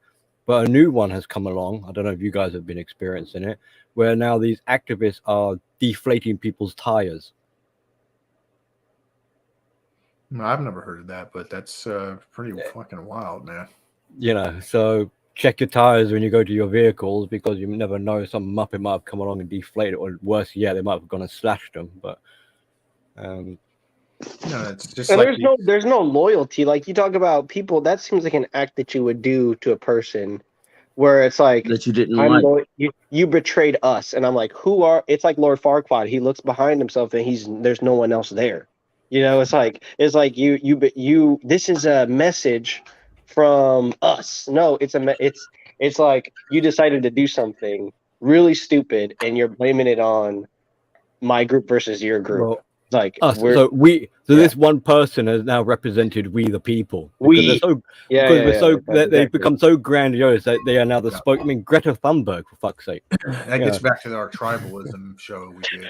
If I see a climate change person, I'm going to if somebody's outwardly climate change, I can strangle them. I'm just trying to help the environment, Especially I'm being environmentally conscious and I'm seeing the toxins that their body is spewing out, and I'm trying to expedite it.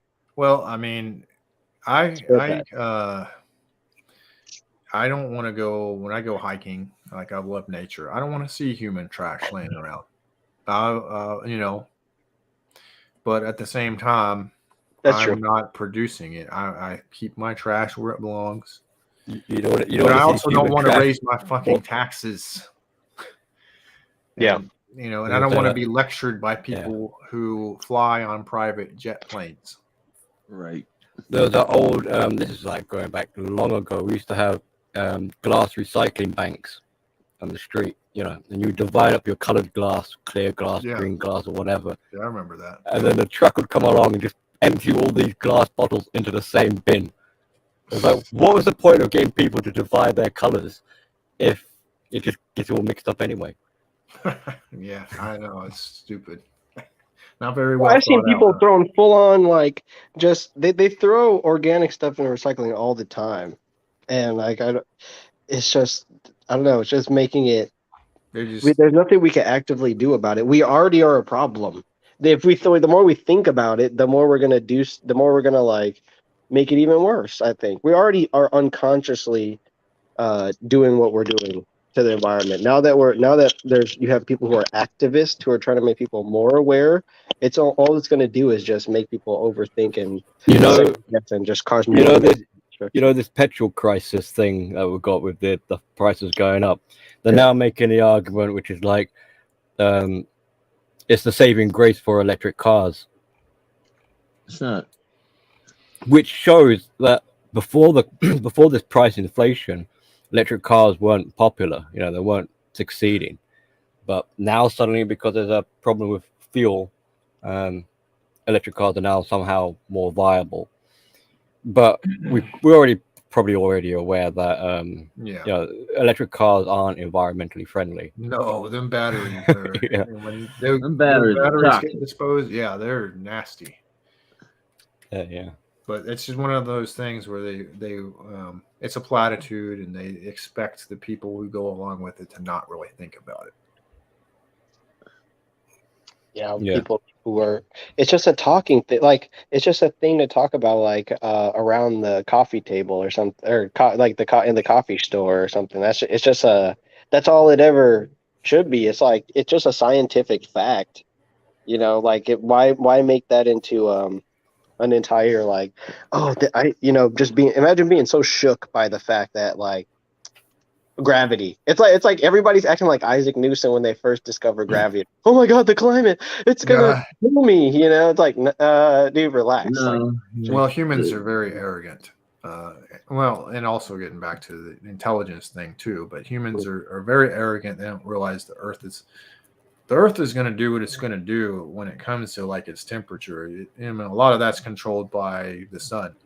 Now I'm not saying humans don't affect the Earth; they certainly do, but a lot of it is just the Earth doing what it's going to do, and they forget there was an ice age at one point.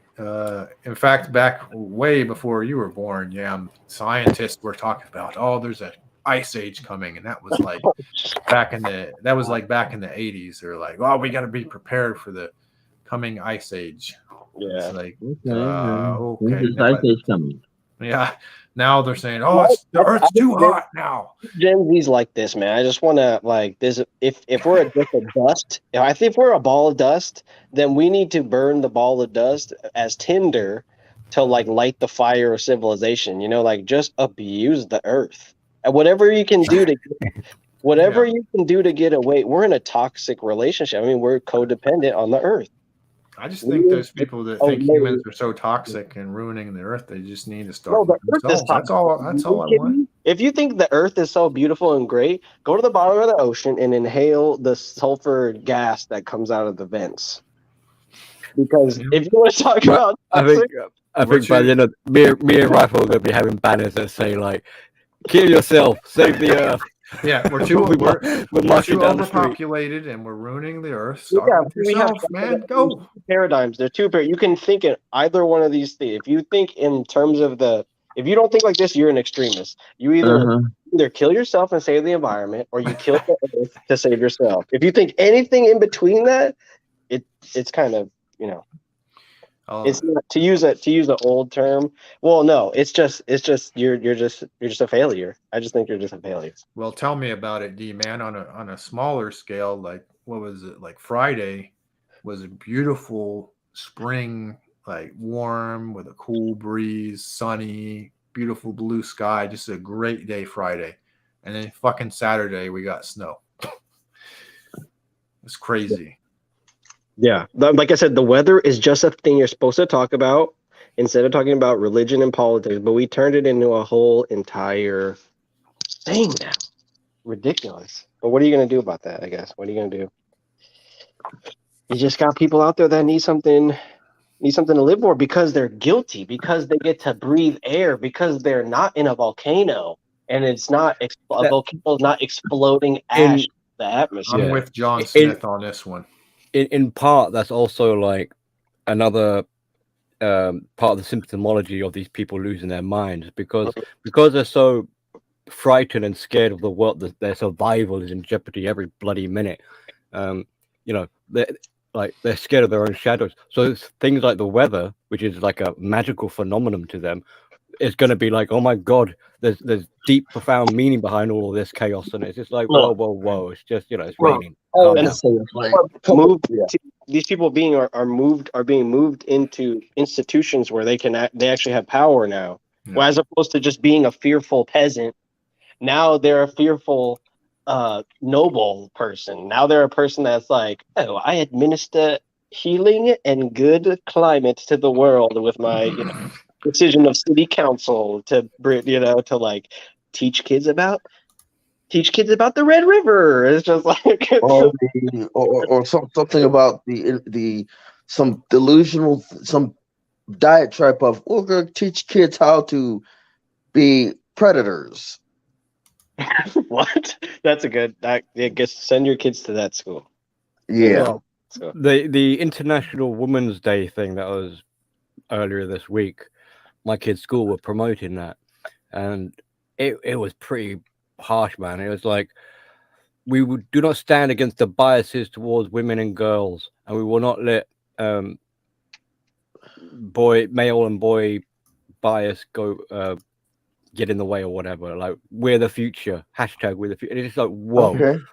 And this is my kids in primary school. You know, this is like 5 to 11-year-olds, and I was just like, this is it was appalling. It was disgusting. Like, teaching these. I mean, first of all, you know, you shouldn't have political, social issues, justice issues, or whatever, as part of primary education. It's just why they're doing that to the kids, kind of thing. And then to teach them like the girls are all victims at the hands of the boys. And bear in mind, this school has only about maybe 4 or 5 male teachers, and somehow they're saying there's a bias towards boys. It's like, what? Yeah. Help me. When you figure that out, I'll let you. When I figure that out, I'll let you know. And when you do it, let me know. I'm just thinking, like, it's supposed to be a sign of a mature person to like let their kid know, hey, you're not holding me back in any way. You know, like you're talk about the opposite of like confidence nowadays. It's like we have so much of these things that we put in place to keep the kids up to speed with what's going on and stuff. It's like they should be like shooting past whatever. Most people, I think, most people become scumbags because they're trying to impress their parents, basically. Like their dad, either their dad, they want love from their dad, so they try to, you know, bang as many girls as possible. It's just ridiculousness the way that we like. There's like this connection. I don't know if it's probably because of the nuclear family or something. I'm not sure what it is, but It's because the nuclear family was destroyed. Yeah. Well, banging as many girls as possible is also, as a man, in your DNA. It's just but men learned to, you know, that it was better for society for them to control that. Mm-hmm. But some people try to fill a hole by, you know, trying to bang as many girls. There's a hole in their make as much money as they possibly can or something. Well, that's different. Or like sell their soul. They're emotionally damaged, and they think that doing that will heal them. And a lot of guys, when you talk to them, it doesn't. It actually doesn't do that. Mm-hmm. Even I did, you know, when I got my first red pill awakening, you know, I kind of went into that phase too, where I wanted to, you know, get out there and try to bang as many girls, and it didn't heal me. It didn't help. I had to, you know, heal myself at the end of the day. Yeah, and then like everybody who's not like that, they talk about is inner monologues and my deepest, darkest. I'm sorry for not doing this because I'm going through this, and it's like they can't just suck it up and deal with it. You know, they're all into this like accept who I am and never really don't improve, because improve implies you have to think about your lack of your immortality. You know, you have to be worried about, when, you know, you have to like look at yourself as a project. You kind of have to be real about yourself and be objective and be like, okay, what is my goal? What steps have I taken to do that goal? If I haven't taken any steps, then I'm not passionate about it. I need to move on. You know, but I think most people try to sell this image of like, I'm dealing with it. I'm going through the process. I'm struggling. And if they have any people who they can claim are haters, then they can push the blame on them and be like, it's their fault that I'm not growing, and I'm dealing with them. So they're like so easily influenced by comments by a community of people, that they have a false persona even to bring together in the first place.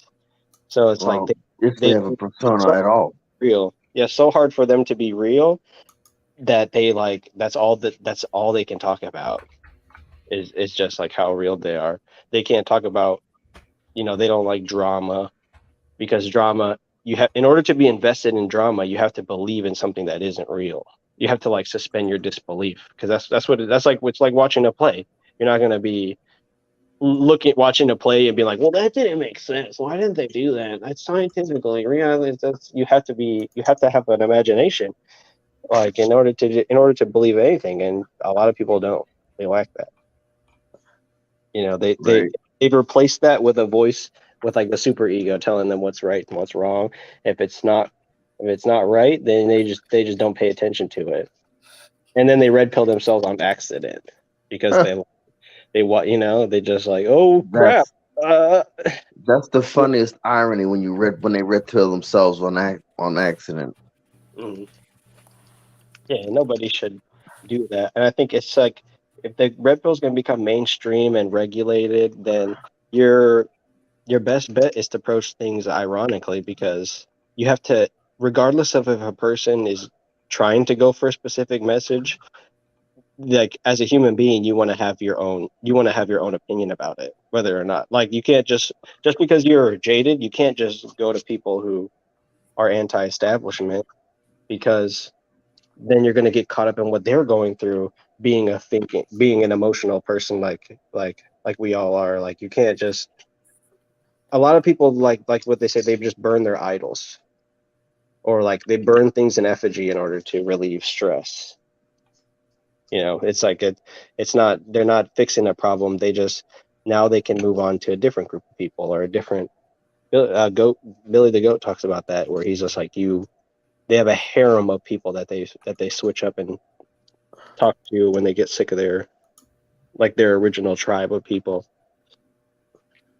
Like they Well, have it's even worse. Like if for some reason one of these groupies say something on the contrary, then they are extradited. They are kicked out.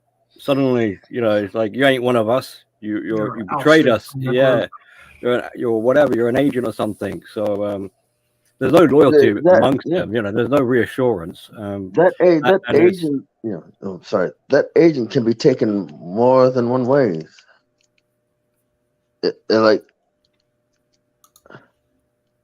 I mean, this is a major problem that the left and the woke have, because unless you're fully on board, basically a carbon copy of the other members, that person runs a risk of being kicked out at any given moment. There's no security there.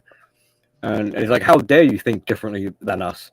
How dare you have independent thinking? We don't want that. Individuality. Exactly. You're a danger. Yeah, exactly. You're a loose cannon. So, it's like a cult of anxiety, like a cult of uncertainty. How dare you, upset what the leader wants by having any sort of conviction. Right. So there's a desperate need of control with those people. Obviously, so like there's no wiggle room. There's no room to exercise, have mental exercises, and to try and broaden your perspective.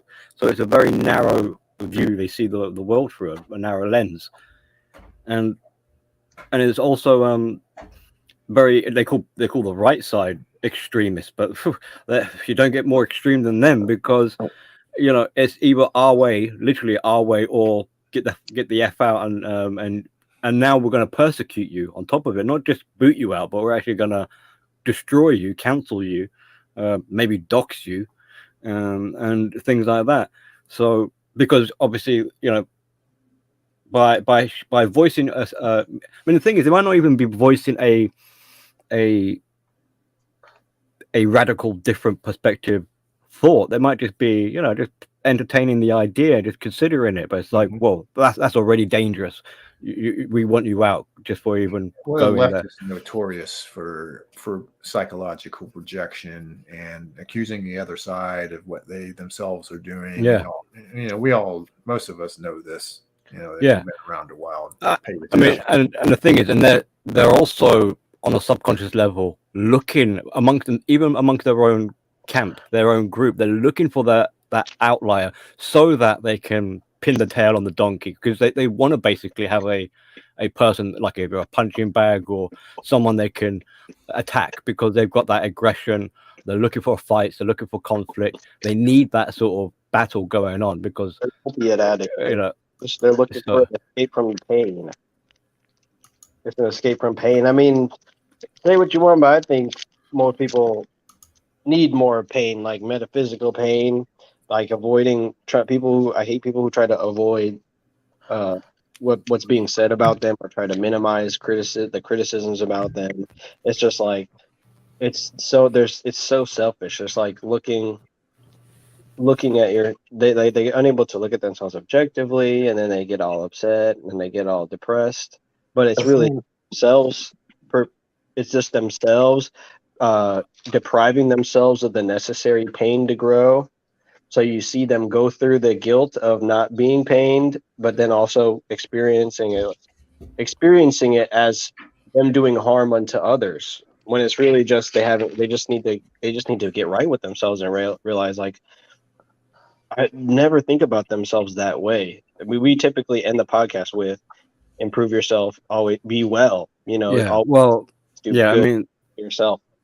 because so they're pain avoidant, they're which makes them very fearful also, and all that kind of stuff makes them angry, hostile, defensive, and reactionary as well, because you fart in the wind in their, no offense to wind, no pun intended. Not our wind. You fart in their direction, and all of a sudden they think you're trying to kill them with mustard gas or something like that. So they jump to crazy kind of conclusions and reactions instinctively, and with all of that, I mean, this is all tying into that survival. So they got a huge they're fearful of their survival every bloody second. They've got no security, no confidence in themselves that they'll be all right, so they can't soothe themselves or calm themselves down. And that also goes back into that conversation earlier, where they ultimately, because they're so scared of their survival, they're scared of life itself. And this is why they're on such a destructive war path for death, because at least with death, they can find some sort of comfort, rest in peace. And for them, that's their security. The only downside is that, unfortunately, like, why couldn't they bloody follow through with that and just get rid of themselves off the planet, and then everyone's life would be better? Have to repeat. There you go. More. You need in order to be such a good intended person that you want to end your own suffering. It's like, for the greater good, you need to actually go through a hell in order to accomplish that. But people are so stuck in that lifestyle that they can't bring themselves to accomplish what they are. So they are on. They're so scared that they're also so scared to take their own life. They might do suicidal attempts, but their attempts are like a cry for help, because they'll say, like, "Oh, I'm still, my life's so bad, I wish I was dead." But really, turn that around. What they're saying is, "I wish I could live," but they don't know how. So this is one of those quirky things when people are kind of suicidal in that sense. It's a sort of desperation cry, like, I want to be able to live, but I don't know how. And so by taking my own life, like if they do follow through with suicide, it's a way for them to finally have control of their destiny. Yeah. But for these other people that are still walking on the earth, the leftists and woke kind of, the feminists, they're too frightened of death.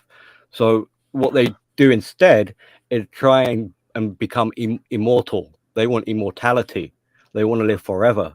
So this is partly why it feeds into that social media thing and their appearance, because then they become. I don't think that they become untouchable. I believe them when they say that they want to connect more with people, but the way that they we're so inundated with images that they see an image that's a whitewashed, or they can't. They're not going to be able to connect with people if they have no sense of self. They've got no inner core. There's no self-esteem. There's no identity. Then what are they using to connect with people? It's nothing. So what they're doing instead is they're trying to bring people into them. They're parasitical in that sense. So this is when they say they want to connect with people, what they're really saying is, I want to consume people. I want to, quite metaphorically speaking, I want to eat them into me, and then I will, to fill in that empty void that I don't have, because I can't fill it myself. Yeah. So they use people.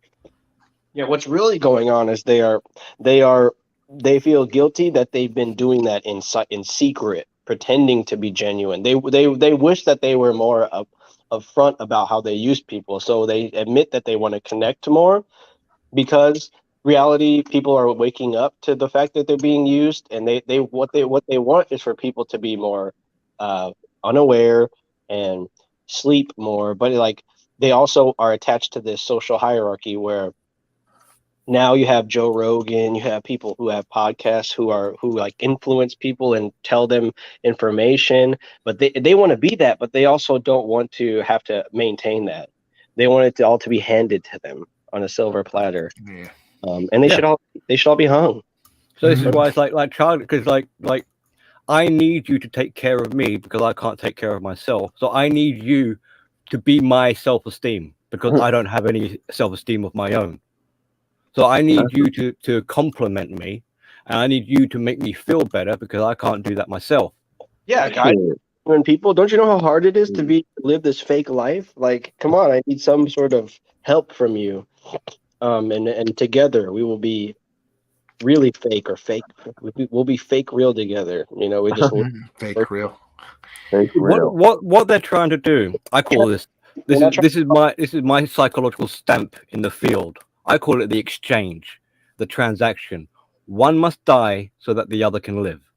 So what they're hoping is that you're going to sacrifice your life so that they can live, wearing your skin. So they steal your identity. They want to eat. Kind of, yeah. They want to eat you so that they can then take your identity and your attributes and call it their own. That's a good way of seeing it. Kind of creepy and scary, in that way.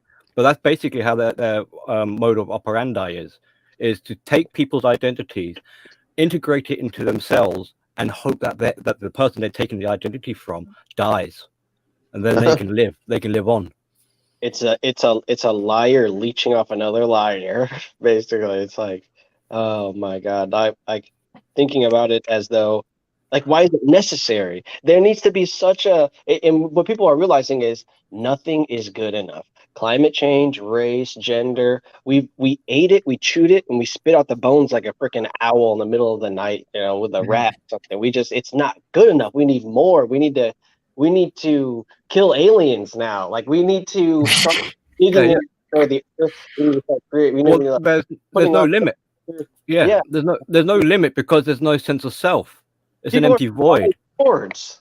Can you think about that? Like no offense, but we're still doing stuff that is just like so backward. It's such a long time ago. We're trying to bring back the past, the epicness of the past, because we've already done we want to address older age problems because in our mind we think we already figured out everything that's going on around us. We want to detach into a different world, because this world, there's a clear set answer for things, and then there's also we can also identify people that want to help and people that don't. Look, everyone is striving. Like, these people are striving for some sort of utopia future, like a conclusion, like paradise, the end, right? Our destination. They don't want that. Why? Because the end would mean a finality. It would be a stop. They don't want a conclusion. They want it to keep going. So there'll never be a solution for them. And if you give them a solution, you make it life perfect for them, they will sabotage it or find fault in other areas, because they can't be content with. Because once you reach a conclusion, now you've got the response. Once you've reached, say, truth or knowledge, now you've got the responsibility of what are you going to do now? You've got nothing else to bitch and complain about. Yeah. Now you're going to have to live your life, which is what you're afraid to do. Mm-hmm. So they're going to have to, whether they like it or not, with this mentality, find things to be unhappy about, because they're trying to avoid the accountability of now getting on with your life. These are children that don't want to grow up. Mm-hmm. Yeah. Because what happens once you grow up, you get to your adult life, basically that's game over. Yeah, that's a conclusion. You've gone from baby to child to adolescent, teenager. Now you're an adult. That's it. When you're a kid at home, it's like you're only judged for the hour or two of your band concert or your test or your exam, and then the rest of the time you can just chill. But for adults, we need for adults to vet people, we have a little bit longer of an attention span, so we we can like we like to pay attention to how you progress over time. But what people in the media want to do is they want to be those people that are around for an hour, 2 hours, and part of that time is advertisements. But they want to be that real time integrity person that a red pill person is when they go for hours and hours and hours and talk online for nothing. They don't ask for donations during a pandemic, like a scumbag or anything like that. They do what they do. They talk the way that they talk, and they are believe in what they believe in.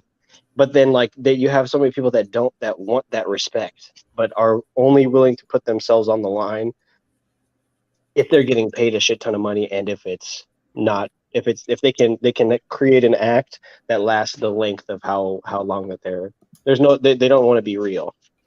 They want to benefit from it, but in a fake way, and it's sad. Yeah, It is terrible. It's actually a tragedy, really. I mean, that's part of selling their mortality or exchanging their mortality for immortality, because being real, being in your body, a real person with an identity, is limiting. At some point, it's going to die. So they're again frightened of this idea, this concept.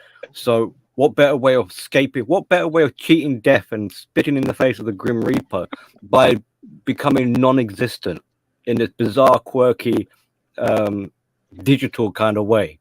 We should call it King Tut syndrome on here. Just be like people who just want to be immortalized, and they never. No one ever thought that King Tut, farted at an inappropriate time. No one ever thought that he made off-color remark. It was just he's just the God King of all mankind, and the only time they ever saw him was at the top of the tent, whatever. When he just he showed his face or something, like the Pope, and then just walked back into the building, and they're like, "Oh my God, that guy's amazing," everybody just wants to be that. They don't want to be a real person. They don't want to be, if it's televised at least. They don't want to be like this real person. They just want to be like King Tut, which is I mean, the God sort of aspect, the God complex slips in there as well. Yeah, because this is part of the whole victim. They have the ability to shape the way that they come off to others, as opposed to just maybe a more humble way of approaching it. They're like, I can craft this. I can build an empire. They can't be, well, to be humble, to be genuine and authentic. I mean, this is like kryptonite for them. To be reminded that they are human and they are, fundamentally just basically an animal is, I mean, they probably would rather literally be dead at that point. So to get away from, to disassociate, this is the funny thing, people talk about, is there a cure for this mental illness? Well, there is. But the cure is the same thing they're trying to escape from, which is basically a sense of self. So they're trying to escape their sense of self because they've got deep shame, deep hatred. They hate who they are. They don't want to be human. But at the same time, the only cure, really, realistically, would be to go in that direction and become human. So they're screwed, because the cure, as far as they're concerned, is inaccessible and they don't want it. They think the cure, for them, the cure is to become like God. That's the answer, to become immortal, to become dissociated from reality, to escape into fantasy where no one can hurt you, and you're the master of your magical realm, and everyone is, and you're entitled. And it's a wonderful day in the neighborhood. Right. And when they're in that kind of magical realm and they're the God and all this, of course they're going to be entitled. And of course everyone is beneath them. And of course everyone should be serving them. And of course at the same time they're a victim because the world doesn't appreciate their greatness. So it's a whole cluster F-bomb of mental problems. But from their point of view, this is the solution to that problem, which is stupid. But they're... It's people justifying a mental illness is suitable for their career. They need this mental illness in order to be successful in this field. Which this is why it's kind of a terrible thing, but it's masked and all in this this over-invested mentality of justice. I mean, this is the magic of denial, because denial arguably can be one of the greatest forms of protection. And one of the wonderful ways I say wonderful, but I mean, I'm being a bit tongue in cheek. The wonderful ways in which denial works is to be elusive to that person with the denial. They don't realize they have the denial. So then they're unaware of their own problem because it's being kept hidden, because their own survival mechanisms are trying to protect them from the harsh realities of the truth. And one of those protections is to be not to be unaware that it's even being deployed or utilized. So from that person's point, because if you were aware that you had denial, and if you were aware that you were fooling yourself, you would surmise that there must be an alternative truth. Mhm. So you'd kind of, if you were aware of your own denial, your denial wouldn't be as effective. Yeah, it's like a known killer who has an empty gun is not threatening to anybody. Unless you believe in the conservative principle, like yeah, he could still do something to me. But a fool who believes a gun is loaded, I think is holding an empty gun, but he thinks that it's loaded, is just a more dangerous person, because they're just like they would never pull the trigger in the first place. They just know that they have this power and it can be used to harm somebody. It can be used to get what they want. So as long as they know that they have power somehow, that somebody's told them that they're armed with something, then they have this gusto, as opposed to just being like just flat out evil, but not being able to, not having the power to change, to actually like to actually cause harm to anybody. It's like, I think most people are tricked into thinking they're good people because they're not given any freedom. They're like, Yeah. well, I can't act bad, so I'm a good person. It is a silly one for you, Baron. It's like when people give you the death stare. They literally more often than not probably think they actually do have the power to kill you with their stare. Yeah, you'll fall over. Don't piss me off, or I'll stare at you with My favorite is "excuse me" or "what was that?" When everybody, I know people listen to their Raycon super loud and stuff, but when you really say something to somebody is the only time that you hear that, like the bitch made thing in the voice where they're like, "Excuse me," like they kind of like reel back in their chair, they shake in their britches, and it's just like, yeah, I mean, it's not, when you're tied to the truth, you're gonna make people feel uncomfortable like that. It's not like you're doing it to be a bad guy. You're just saying something that's true. And I think that's what another thing that prevents people from realizing they're shitty is, as long as they follow the rules socially, they get to pander to that crowd. Whereas if you just tell the truth, you're not able to just gain favor when you're feeling like you're diminished at all. You're not able to just like be well liked.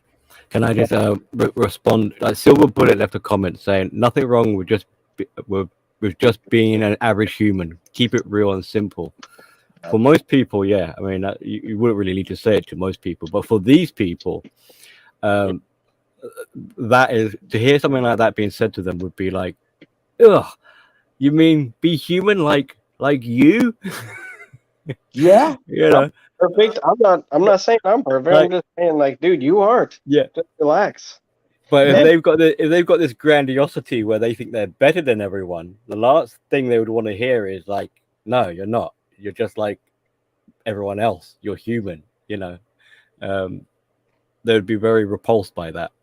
Well, a lot of people who are very successful, they do have a grandiose vision of themselves, but the problem is they don't care about the negativity. So when you see people who try to match that level, but also they can't take being criticized, then it's all a sham. It's all like it's almost like it's like the next episode. Like, it's like yeah, but it's like, but if I'm human like you are, and you being human, you're gonna get old, you're gonna get disease, and you're gonna die, and it's gonna be horrible. I don't want to be like that. So why would I want to be human like you? No way.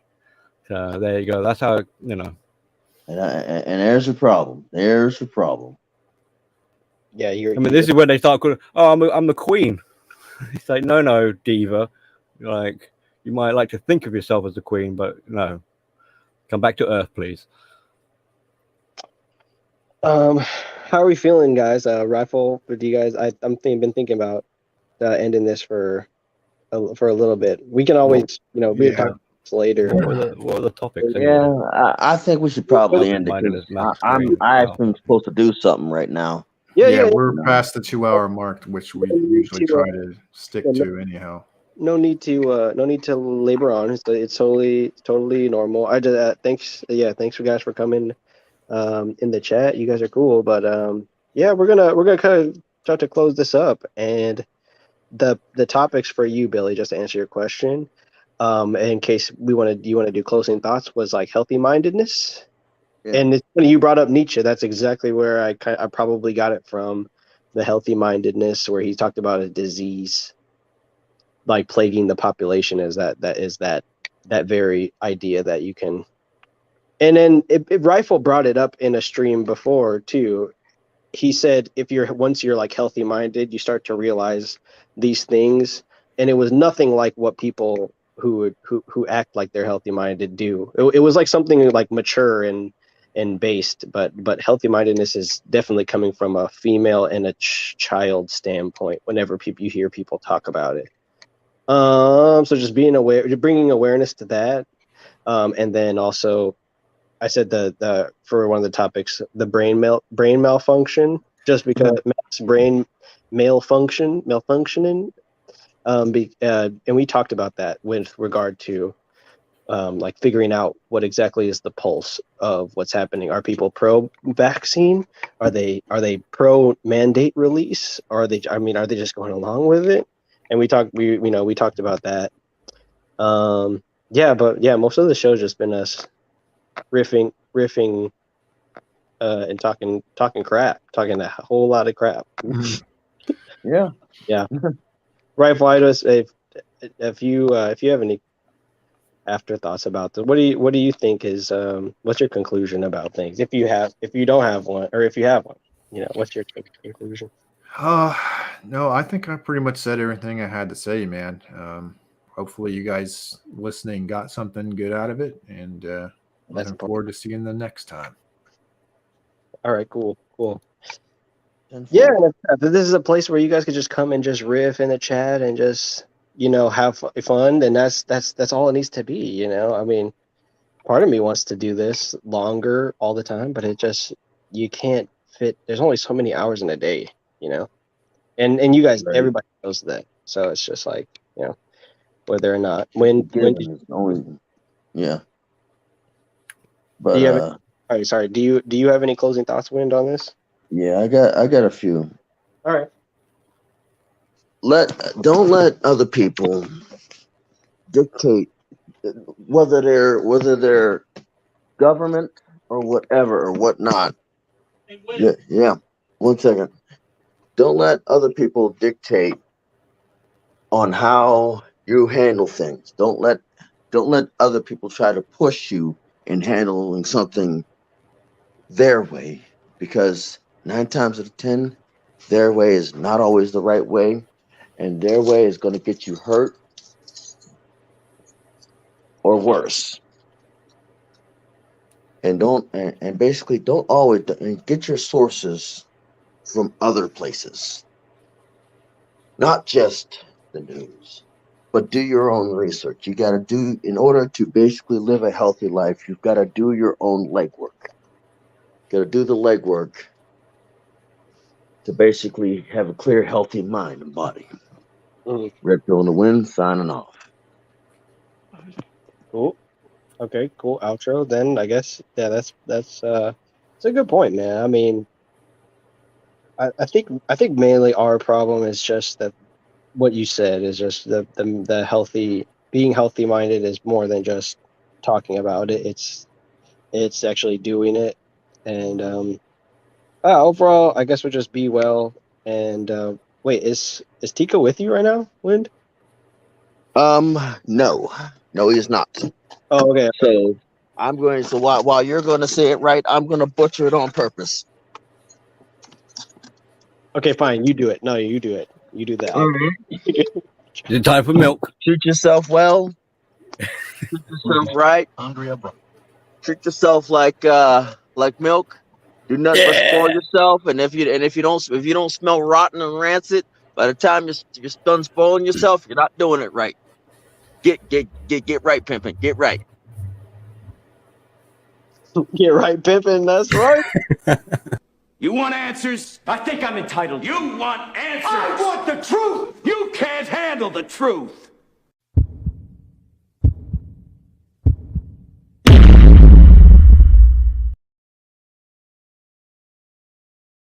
Sue's perfections, ooh, Sin City, Montana, Coke boys, ooh, we run the city.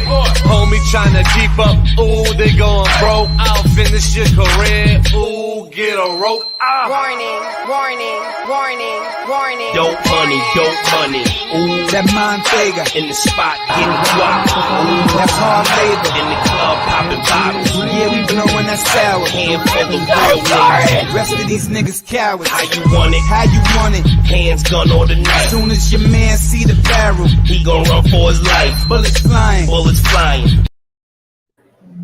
See you later, my edges. We live in a